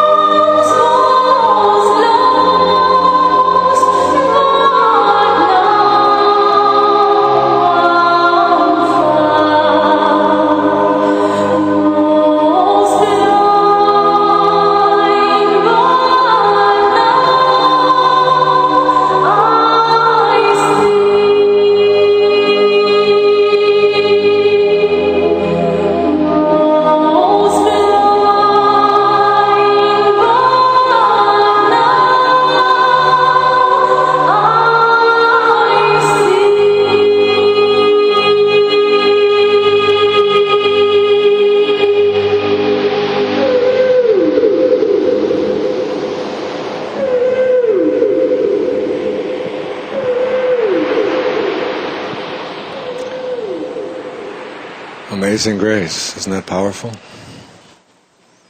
It's stunning. It's stunning. And that grace, that whatever you want to call that force that flows through all of us, is basically, essentially, what your higher self is. Now I want to give you a practical application of how this power of grace and intention works in your life. As you know from how I opened, I'm out in the streets, wherever I am, early in the morning, with grace. And I was walking the other morning, not yesterday but the day before, over in this place, sort of kitty corner from here, a place where they have a tribute to Cesar Chavez, some kind of a garden spot, and I saw a woman walking about 5 o'clock in the morning, 5:30. And I thought it's strange to see a woman out here alone, walking, long hair, unescorted. She was at a drinking fountain. And so something propelled me toward this woman. I don't know what it was. And I walked over to where she was working this drinking fountain, and it didn't seem to work right. And she turned it on and got a drink, and then I was behind her, and I tried to get the thing on, and I couldn't get it on. And she said, she turned around to me. She said, "Oh, nobody can work this fountain." She said, "Only my daughter, who's 12, knows how to work this thing. This is my water stop." So she got, with two of us sort of fumbled around with it, and we got it to work, and I took a drink, and I said, "Where are you going at this time of the morning?" She said, "I'm going up to the plasma center to sell blood." She said, "I go there 2 or 3 times a week, and my husband goes the other days. And that's one of the ways that we make our money, by selling our blood, the plasma. First time you do it, you get $20 or $25. The next time you do it, you get $10. And you do it as frequently as you can, because I have to raise some money." I said, "Well, let me walk up there with you." And we walked, and we were talking. And I was talking to her about some of the things that I'll even be talking about here later this evening. I told her about this term, this Japanese term called satori, which means instant awakening, and how you don't have to have a long time to learn something. You can have a moment. And she said, "Well, I'm married to a man, an Englishman, but my background is Indian. I'm an Aleut Indian, and we have a name for that in Aleut." And I asked her to write it down. Atohi. I said, "What does it mean?" She said, "It means great seeing." Turns out this woman had been to Berkeley, been to UCLA, has a 12-year-old daughter, and the daughter has had some physical problems. And we got up, and we talked we must have walked for half an hour or so. And I felt very peaceful with this woman. I felt I was really in the company of a very special divine being. And she was very concerned about my safety. Began to lecture me about not getting hurt. And she said, "If you look at some of these people that are standing out here," the sun was just coming up, she said, "you'll see that the spirit has left them. They still have bodies, but they have no spirit. It's sort of just abandoned them. And when people have no spirit, they can act in dangerous ways. It's a spiritual deficit." And we talked, and we got up close to the plasma center, and there were a whole bunch of people standing up there who were going to sell their blood to make whatever money they were going to make for the day. And I just had a strong feeling that she shouldn't go in there this day. And I said to her, "I'll tell you what, I had a little bit of money on me, and I reached in, I had a $100 bill in my pocket. And I said, 'Here, take this $100 and go back home. And don't go into that place today. I don't feel right about you going in there.' And she said, 'No, I can't take that.' And I said, 'No, just take it and just think of it as a gift.' So she put it in, and she got sort of teary, and she walked across the street. And I walked away for a little, and I came back, and she was standing there, and she was doing some kind of a ceremony, an Indian ceremony. And I said, what were you doing over there under that light? And she said, I was apologizing to God. Because I've always known that God will provide. And that Monday, today, the insurance that we absolutely have to have for my daughter to keep her treatments up on her physical maladies was due tomorrow. This was Sunday morning. And my husband and I have been exchanging our dates down here at the Plasma Center so that we could raise the money to make this insurance premium. And the amount of that insurance premium that we have due tomorrow, that I had no idea how I was going to get, was $97. She said, you are a miracle that you showed up and handed me this. And there were many forces that operated there to get me to that place at that moment, to talk to this person, to walk there, to be here. I wasn't even supposed to be here tonight. I filled in for Marianne, who wasn't able to be here, and who will be coming later. And I even talked to her about it yesterday. Her not being able to be here and my saying, I'll come. And then she told me and warned me about going there and so on. And she said she has a problem with her teeth. And I said, it'd really be great if you could get those teeth of yours fixed. And she said, I know exactly what it costs to have my teeth fixed, and I'm going to get it done. But I don't know how yet, but I'm going to get it done. I said, how much is it? She said, $3,752. And I will manifest it. And I will no longer ever doubt God again. So I said to her, look, I know you don't know who I am, but and I'm out here in these running clothes and look like one of the people that lives out here. I said, I'm speaking tomorrow night at Symphony Hall. Why don't you come as my guest? And I know there's going to be a dentist here. I know he's going to be there. And if he'll work at his wages, I'll take care of that dental bill for you. I know we can get it done. She said, no, I can't come. She said, I take care of a 92-year-old woman, and that's one of the things I have to do. And I said, well, if it works out. And when I walked in tonight, my secretary, Maya, was back there, and she said, your friend came. And she's here. And I know she's probably a little embarrassed about what I'm saying, but I feel compelled to introduce you to, I think, a spiritual being who really gave me much more than I gave her. She's sitting here in the front row. This is Marcella Whitehead. Stand up and say hello to these people. Come on, Marcella. Stand up.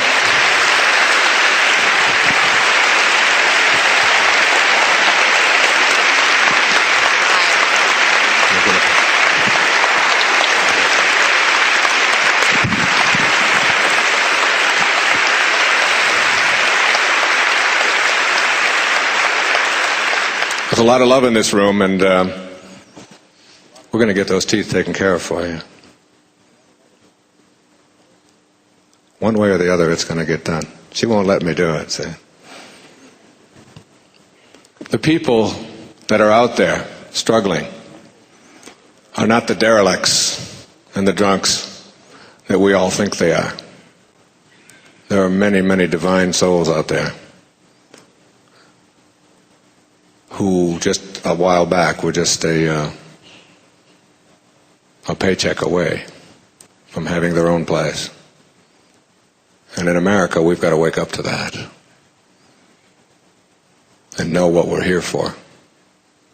She was able, through her intention, to bring her insurance payment to her through a stranger walking in the night.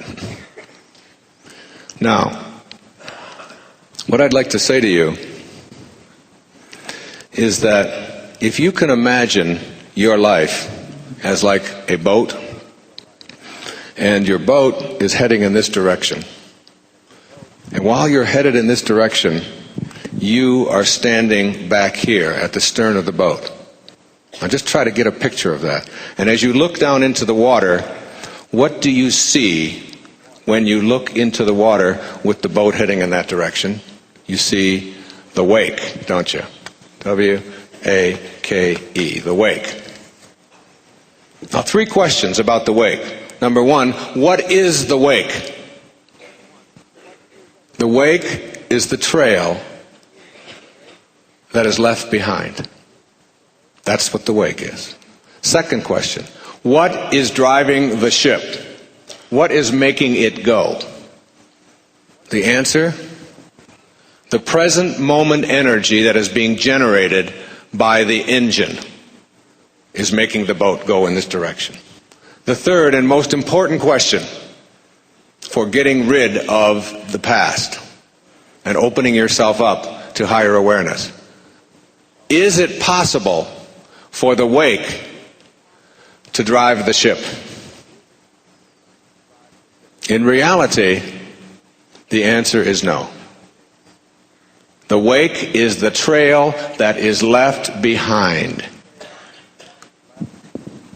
And it cannot make the boat of your life go in this direction. The only thing that makes your life go, no matter how much you convince yourself to the contrary, no matter how much you're convinced that it had something to do with your birth order, or it had to do with your mama or your papa, or the fact that you were an abandoned child, or the fact that your father was an alcoholic, or that your mother liked your sister better, and even if you don't have a sister, she wanted one, she would have liked her better.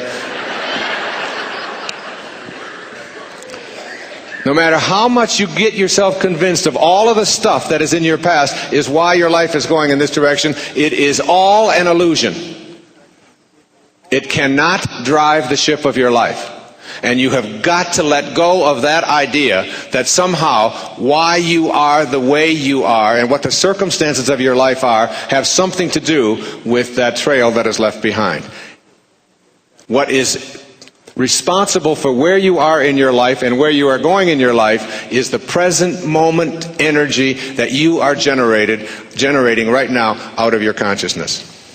And where you place your attention is what you will manifest for yourself.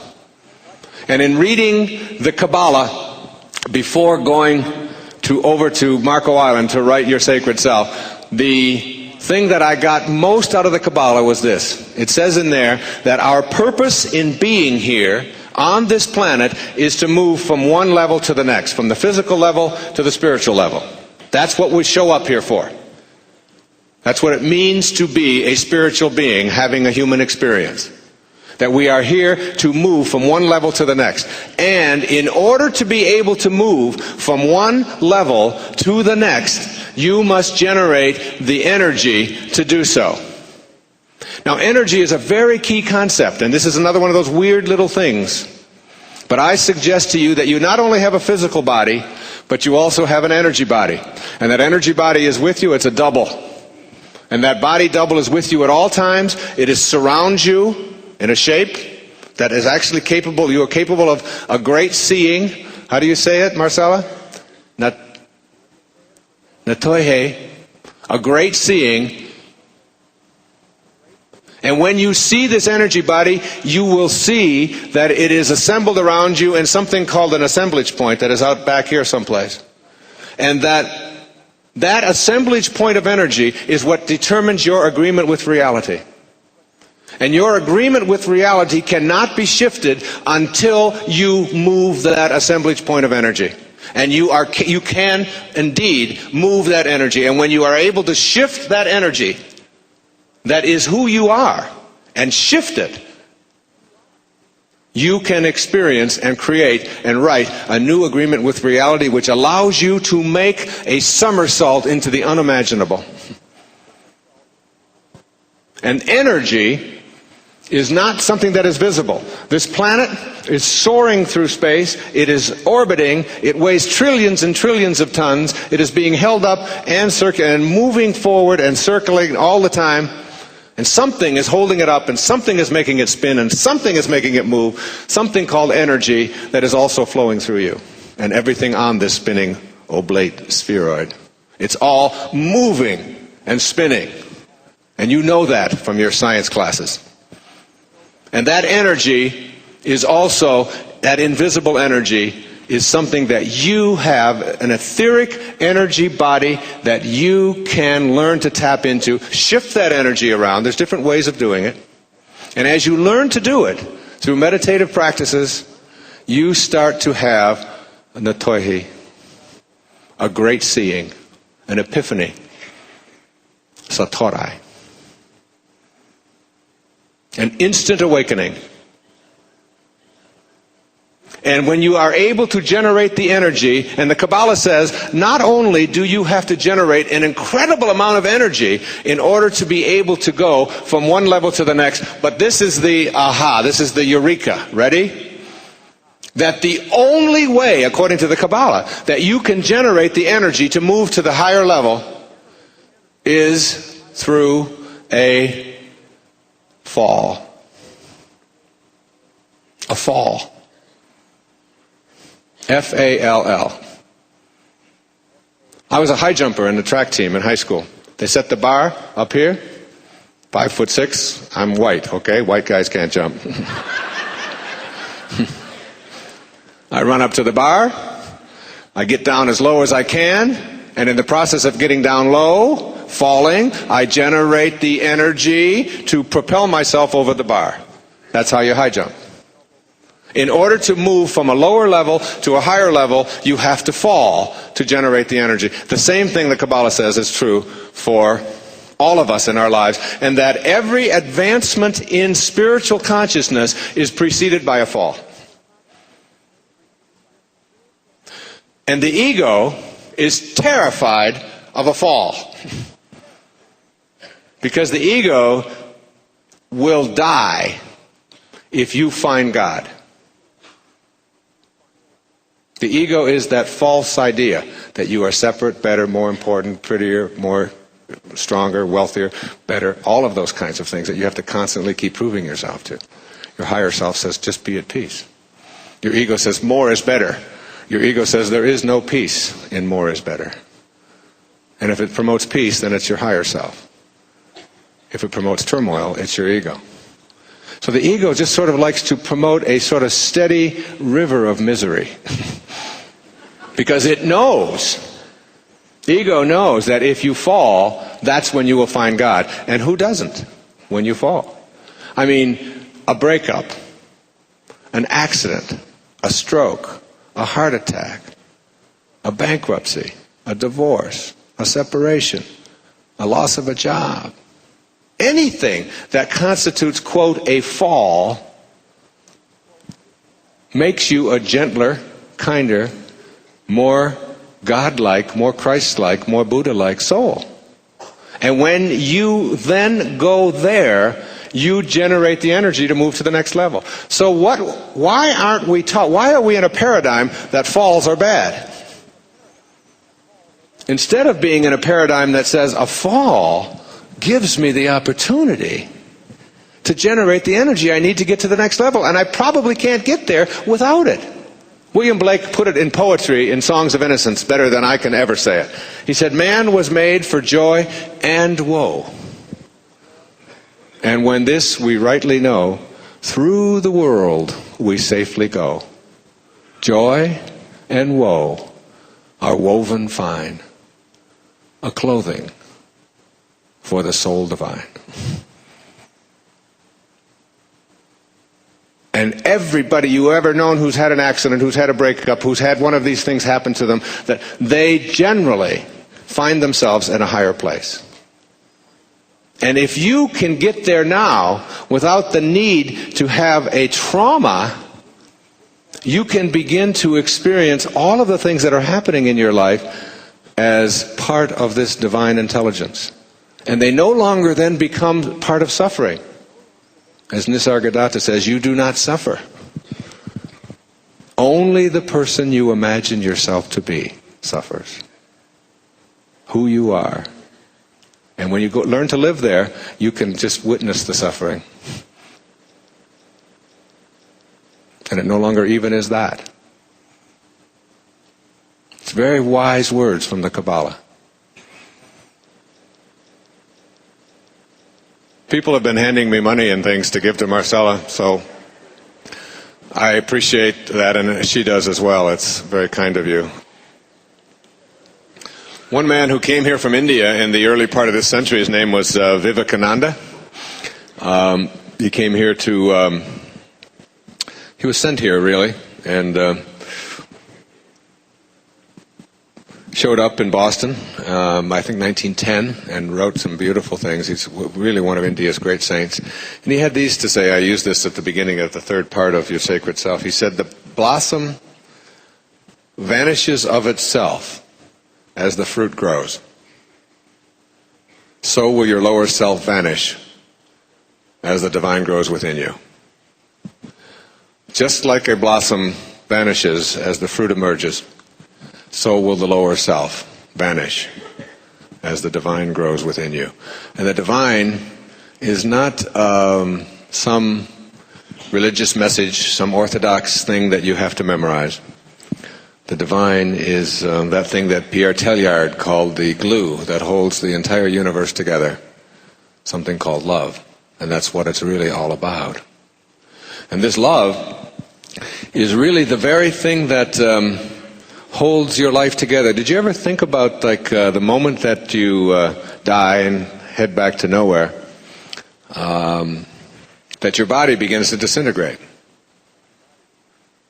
This thing turns into dust, and the instant that life leaves it, it starts to... So what is it that was holding it together and keeping it from doing that? There is something holding you together and keeping it from just turning into dust. And that thing that holds it together and allows you to be whole is this force that is invisible and in another dimension. And it's getting to know this force that is at the uppermost in my consciousness. And when you understand that when you come to trust in yourself, or trust in this inner divine part of yourself that is not physical, when you trust in the noticer rather than that which you notice, that you're really, when you come to trust in yourself, you're really trusting in the very wisdom that created you. You become one with the universal wisdom that is your creator, that brought you from the picnic to the room and leaving the room. Now, what I want to talk about here in this last half hour or so is how to get out of this room while you're here. You see, most of us are living in a paradigm that says the only way out of the room of daily awareness is through death. So the door opens for a split second, and in you come at your conception, and you're here, and then one split second it opens and then closes again, and you die. And I would like to suggest that that somersault into the unimaginable, if you will, is really just opening this door. And I use this illustration. This is my key to my room at the hotel across the street. Imagine myself in a room, in a house. But the house has no electricity. It's dark. But there's electricity outside on the street. So I'm in the house, and I'm fumbling around, and I drop my key. And I notice that it's dark. So in my infinite wisdom, I say, only a fool would grope around in the dark looking for his key in the house. I'm going outside under the street light where it's light. And I'm going to look for my key. So I'm out here and I'm looking under the light, and I look for 20 minutes or so, and a friend comes along and says, "What are you doing, Wayne?" I say, "I lost my key." "Well, here, I'll help you find it." And we look again for another 15 minutes and can't find it. Finally he says to me, "Wayne," he said, "What? Tell me," he said, "where did you drop your key?" I said, "Well, what's that got to do with anything?" I dropped my key in the house, but the electricity's off, it's dark in there, and I'm not going to look around in the dark for my key. I came out here under the light to look for it. You mean to tell me that you dropped your key in the house and you're looking for it out here? Yeah. And you snicker and you realize how absurd that is, don't you? And yet, isn't that exactly what we do when we have a problem that is located inside and we're looking for the solution out here in someone or something having to change in order for the problem to go away? See, what we have to learn to do is abandon the paradigm that other people or other things or other circumstances are responsible for our life, and instead know that we chose it. And we must learn to develop an inner candle flame that never flickers, though the worst goes before us. And that inner candle flame tells us in our logical mind that if I have a problem inside, then the solution has to be where the problem is.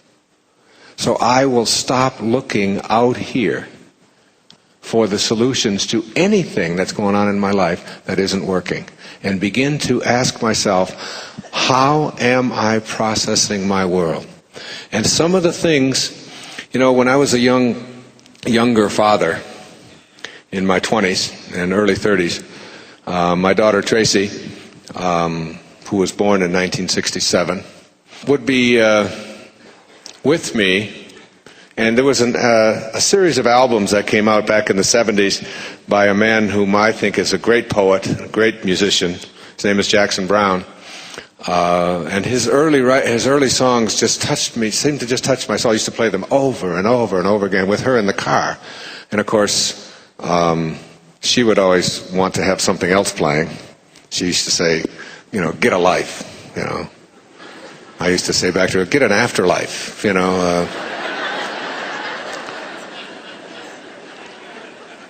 It's like she didn't really want to hear any of this stuff that I'm talking about now, even though I dedicated Erroneous Zones to her and all that. It's like that was, she had sort of a posture that she would assume, and it was like the hip would go out and the leg would go up and down. And I have 6 daughters, so I mean, when you're just sort of intolerable. It's like when the hip goes out, and it does, it's a genetic thing. And when this leg starts going up and down very fast, you are lost as far as reaching them. And when the head goes back, and the eyes roll, and and the leg goes faster, it's like, Dad, enough with the positive stuff, and it's like, which is what she used to do to me all the time. I used to say to her, Tracy, honey, why don't you come to where I'm speaking? There's people actually pay to hear me speak. I can get you a seat right down front, Why don't you come tomorrow night? She'd say, one word. Why? So, this was sort of what I was dealing with, and I still do. I mean, I get nice ovations out here, but believe me, when I get home, I know my place, all right? And I used to play this one particular album, was called Late for the Sky. And in that album, there's a song called For a Dancer by Jackson Browne. And it really sort of summarizes this first and second key to higher awareness. And he just sort of postulates that most of us are dancers. And the lyrics to that song go like this. I'm not singing after Cecilia, I promise you that. He said, just do the steps that you've been shown by everyone you've ever known until the dance becomes your very own. But in the end, there is one dance you'll do alone. And then later on in the song he says, go on ahead and throw some seeds of your own somewhere between the time you arrive and the time you go home.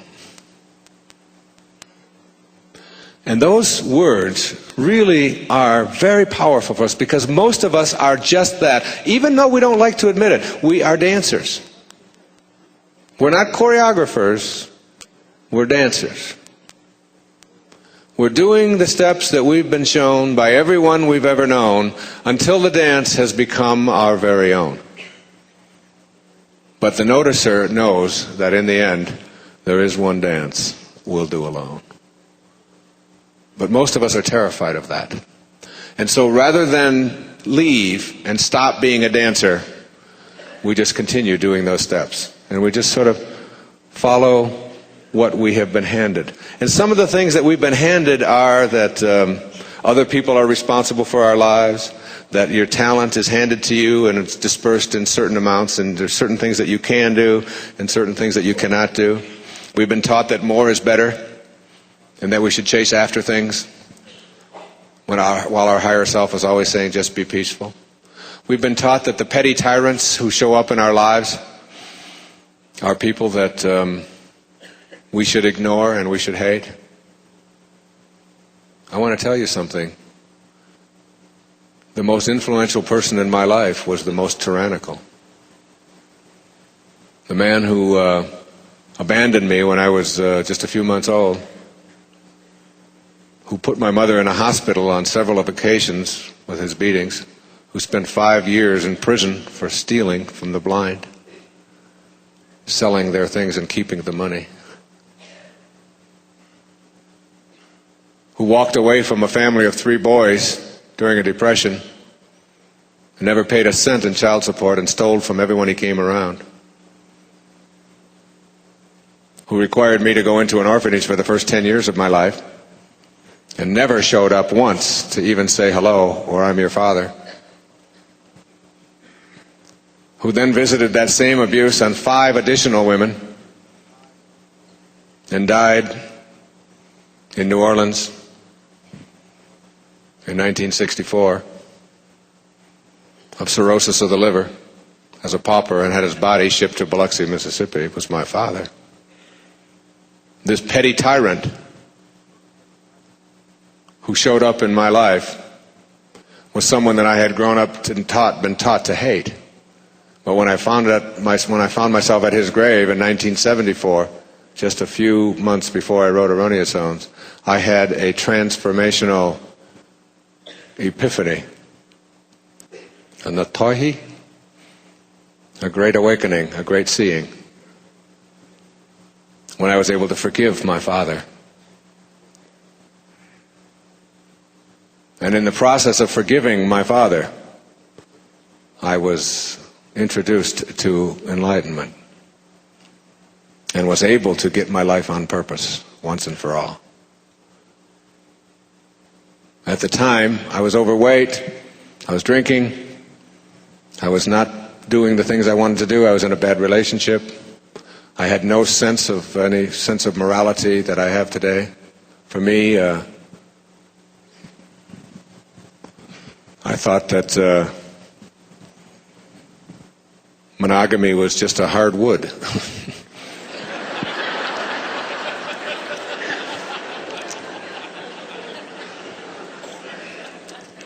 And after I left Biloxi in August 27th, 1974, I totally had left behind. I used to dream about my father, and I used to hate this man, and I used to try to find out where he was and why he had done what he had done. And when I went to his grave and stood there for 3 hours, and I've talked about this in some of my tapes, and I wrote about it, and you'll see it when you believe it. I don't have time tonight to tell the whole mystical story of how I got there. It was a miracle. The same kind of miracle that put Marcella and I together the other morning. The end result was that my life absolutely turned around, and we are here tonight sharing in whatever I have to share with you because of that experience. And this petty tyrant, who so many of us think shouldn't have showed up in our life, the abuse that we had, the abandonment that we experienced, the relationships, the people who screwed us badly, the people who owe us money, who stole from us and all of that. We don't understand that it's all in order. In reading Betty Eadie's book, Embraced by the Light, where she talked about a man who had decided in nowhere to come here and just simply sit as a beggar, a homeless beggar on a street corner, just for the purpose of having this one man experience a sense of compassion in his life. And he said, yes, I'll sign up for that. I'll come here. Whether it's true or not is not even the point, any more than when I was in New Orleans last weekend walking amongst the homeless and talking to a young girl named Celie from Olympia who was 16 years old and had been on the street for 4 years. And I put $100 into her hand after talking to her. She hadn't had a bath in 4 years, I don't think. And the people that I was with said, look, she's just going to go spend it on drugs. I said, it doesn't matter what she spends it on. It's one act of human kindness. That's all. One act of human kindness. If she wants to spend it on booze or drugs or dog food, it doesn't make any difference. It's the act of reaching out to another human being. That's what higher awareness is. And you have to, as the Bhagavad Gita teaches us, be detached from the outcome. Be detached from the fruits of your labor and stay in flow or on purpose. And so the petty tyrants that have been in your life are falls. Just like World War II and the Holocaust was a fall. And hopefully, not hopefully, assuredly, as a people, collectively, a war teaches us how to resolve disputes in a different way. And all of the stuff that you see going on out there, judging it is not important. In fact, when you judge another person or judge something else, you don't define it. You define yourself as someone who needs to judge. You can't define me by calling me a jerk or a fool. You only define yourself. All of that judgment about it. It's like when they asked Mother Teresa, will you march against the war in Vietnam back in 1967? She said, no, I won't. But if you have a march for peace, I'll be there. You get attached to what you are for, and you keep yourself focused on that rather than all the hatred. That's why I ask you to turn off the OJ trial.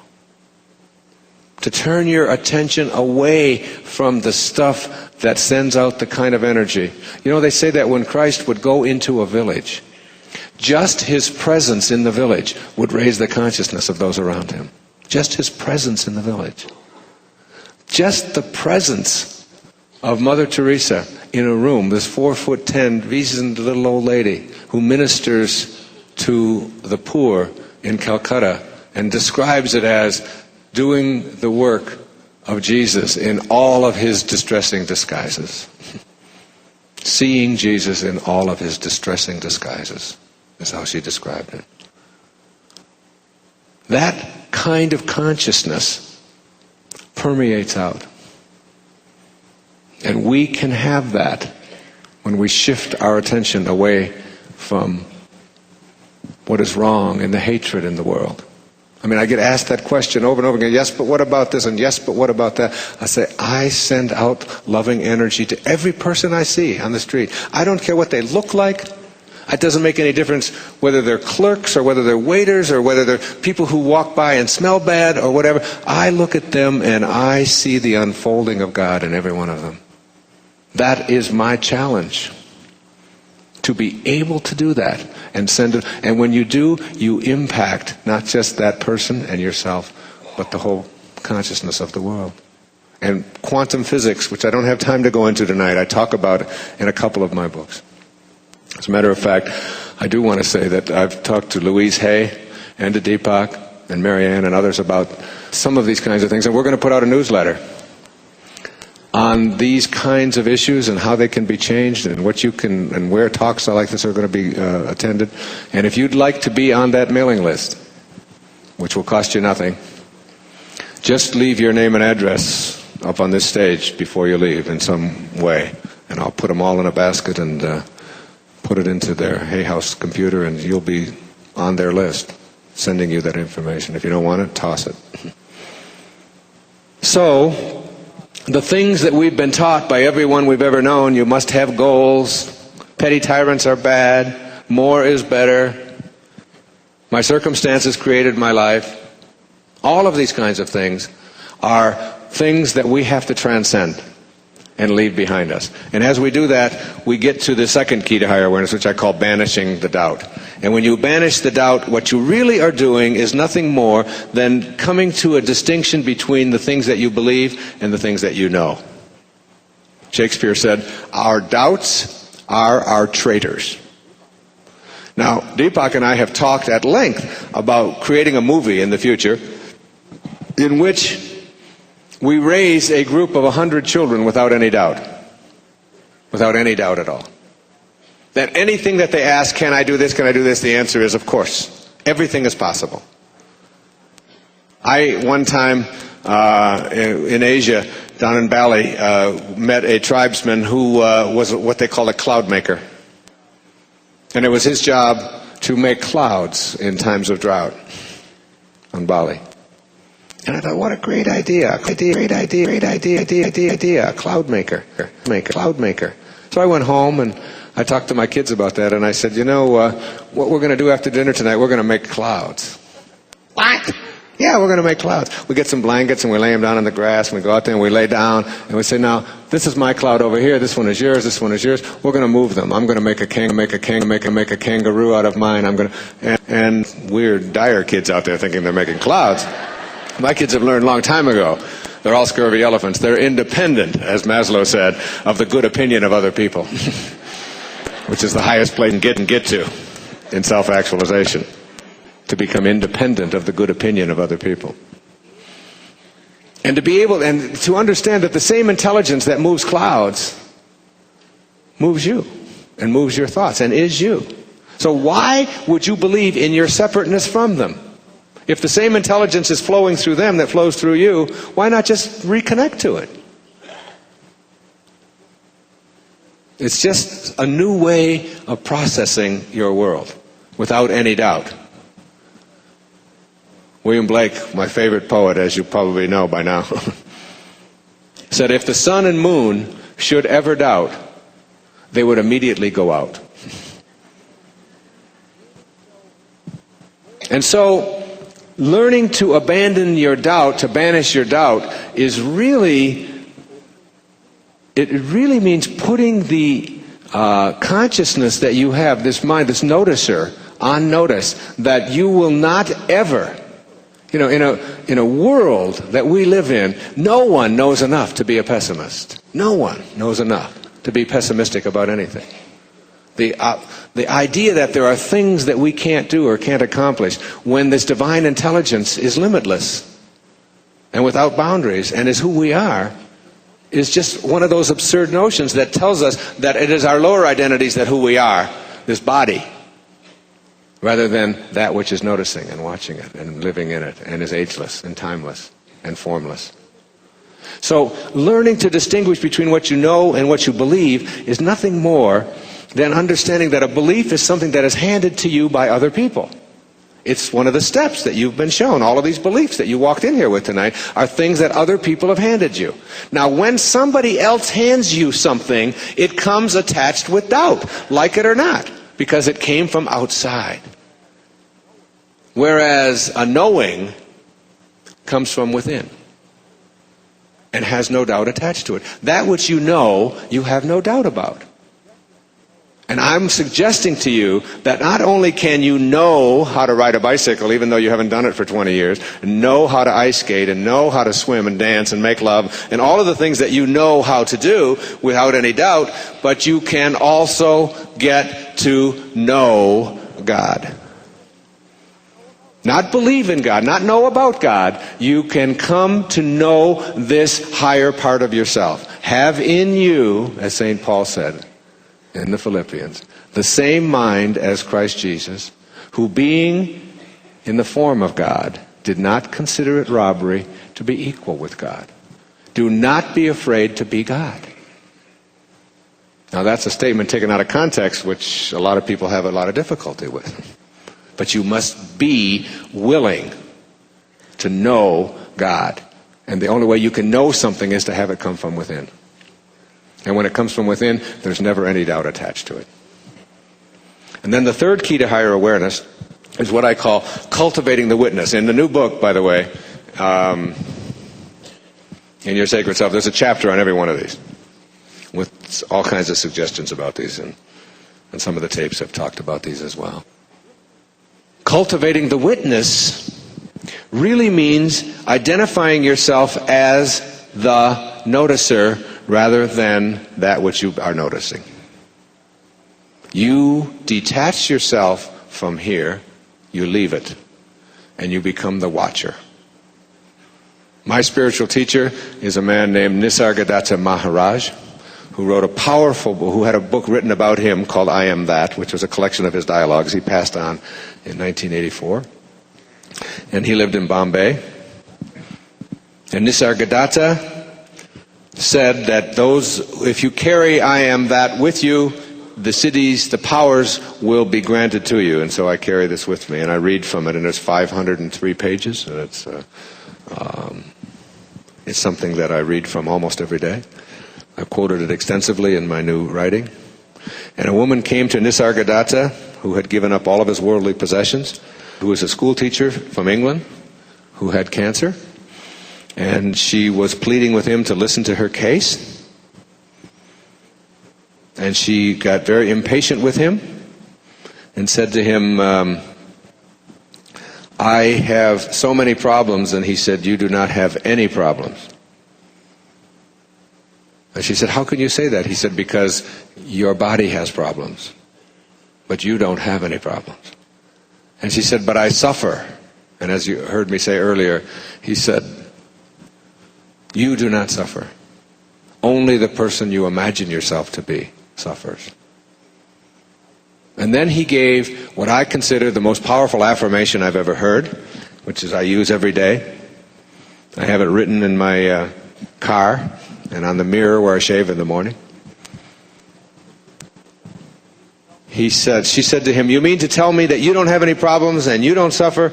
And he said to her, ma'am, he said, in my world, nothing ever goes wrong. Now there's an affirmation. In my world, nothing ever goes wrong. I don't live in the world of the body and the ego. I live in the world of the spirit. And I am the witness to all of the rest of this. And I'm not attached to the outcome. I had a patient coming to me when I was a therapist years ago in New York, out on the island, when I was teaching at the university. And her name is Noreen. And Noreen was a chronic depressive, and she came to me depressed and was told that this was a guy who wasn't going to sit around and be your friend, and you weren't going to purchase a friend. We're going to see about changing things, or we're not going to be in therapy together. And she said, I asked her, I said, how long have you been depressed? And she said, I've been depressed for years and years. I said, is there any ever time when you are not depressed? She said, I am always depressed. So I was looking for an entry point. I said, is there any organ in your body, perhaps? Any part of your body that isn't depressed? She said, every organ in my body is depressed. I said, well, let's look at your dreams. When you sleep at night, she said, I go to bed depressed, I take Prozac, I wake up depressed, I eat depressed. There is no part of me that is not depressed. She was really into her depression.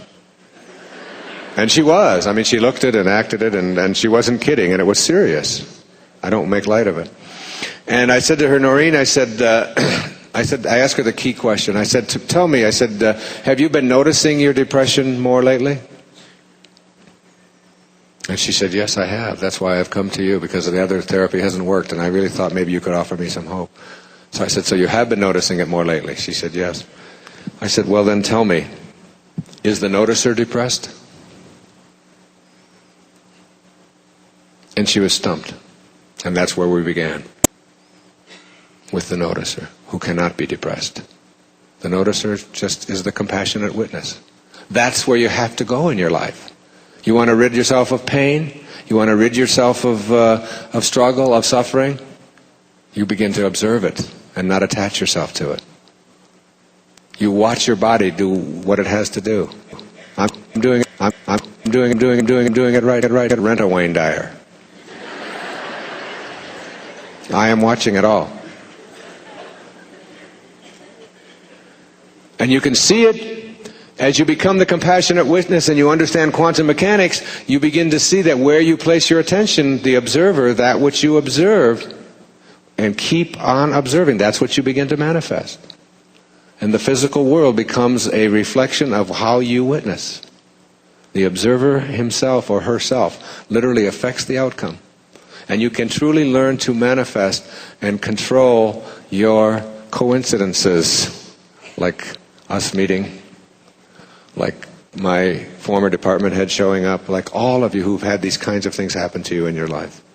You can begin through the process of witnessing to see it begin to manifest. If you abandon the doubt, if you erase the past, if you get rid of all the labels, you have got to let go of your Italianness, your Jewishness, your maleness, your conservativeness, your Arizonanness, your blackness, your whiteness, your oldness, your youngness. You are none of those things. You are a spiritual being, divine and eternal.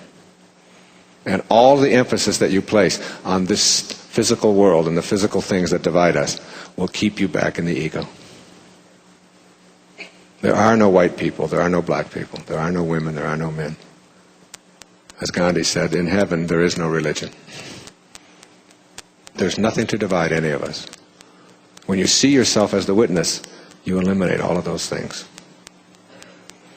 And once you've been able to cultivate the witness, you can begin to observe your body, you can observe your thoughts. You can see that you're not your thoughts, you are that person who is thinking them. And you can literally place your attention on which ones you want and which ones you don't want. And then the fourth key to higher awareness is called shutting down the inner dialogue.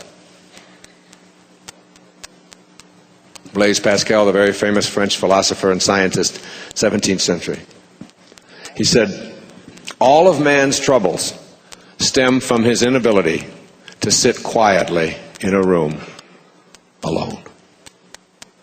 You will not ever get to know God unless you can get to the field of all possibilities. As St. Mark put it, with God all things are possible. Now that leaves nothing out.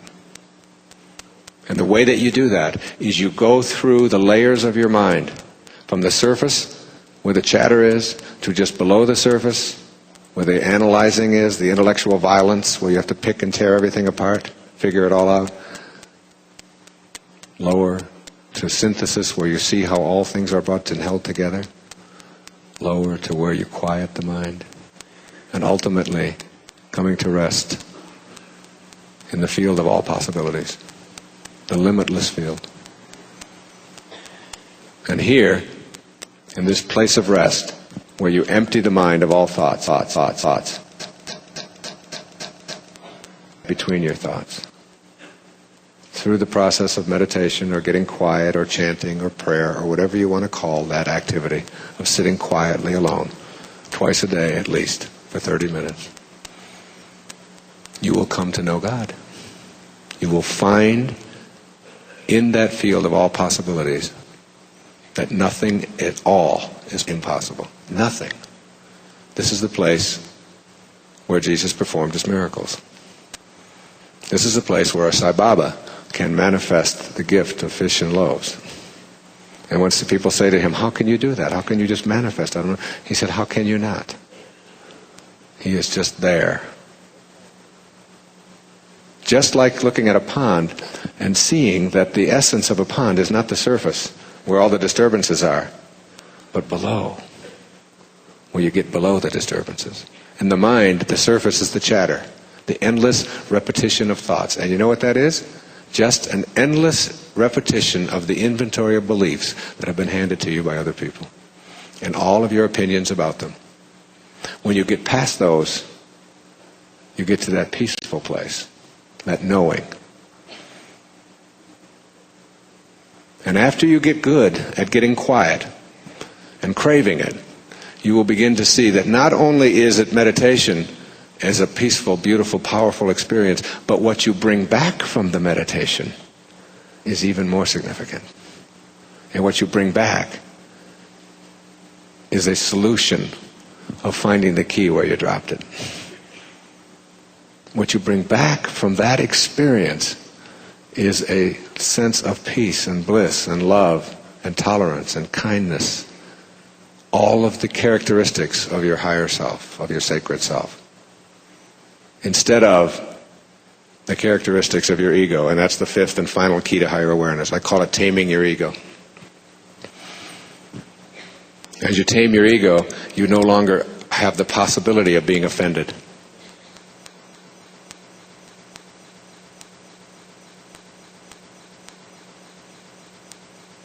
Absorbed.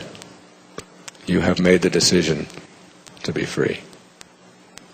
You are allowing, just like that blossom vanishes, you are allowing the lower self, the lower identity,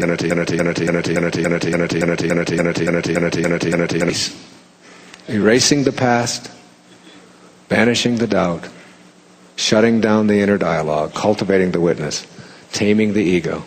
Those characteristics, and being able to work on those one moment, one present moment at a time, will bring you to an understanding of what Robert Frost said in his poetry.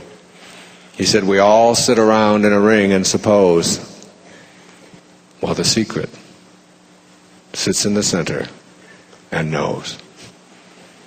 And the secret that sits in the center and knows is really invisible, surrounded by form. In Zen they say it's the space between the bars that holds the tiger. It's the silence between the notes that makes the music. It's not the note, it's the silence between.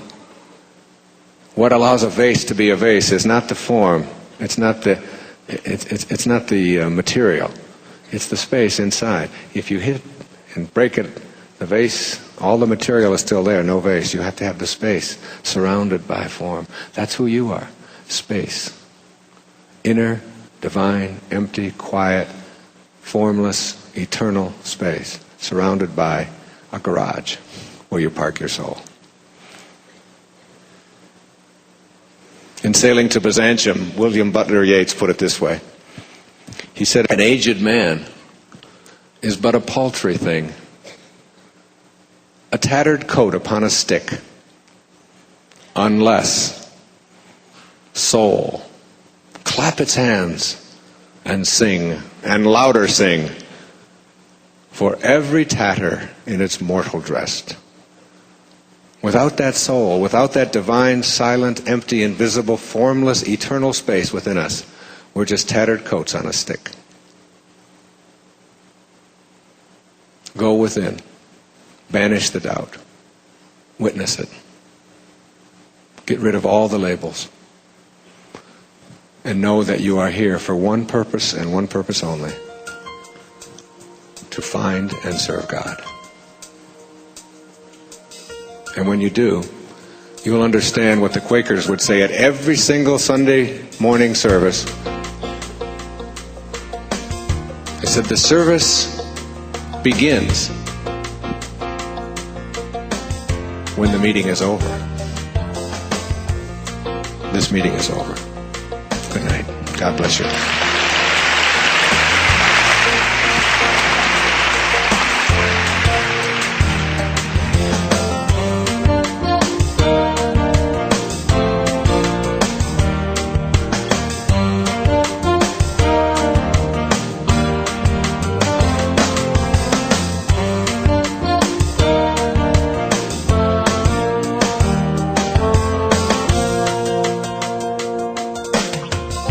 This has been a Hay House audio production. If you would like a free catalog of books and videos offered by Hay House, please call us at 1-800-654-5126 or visit www.hayhouse.com.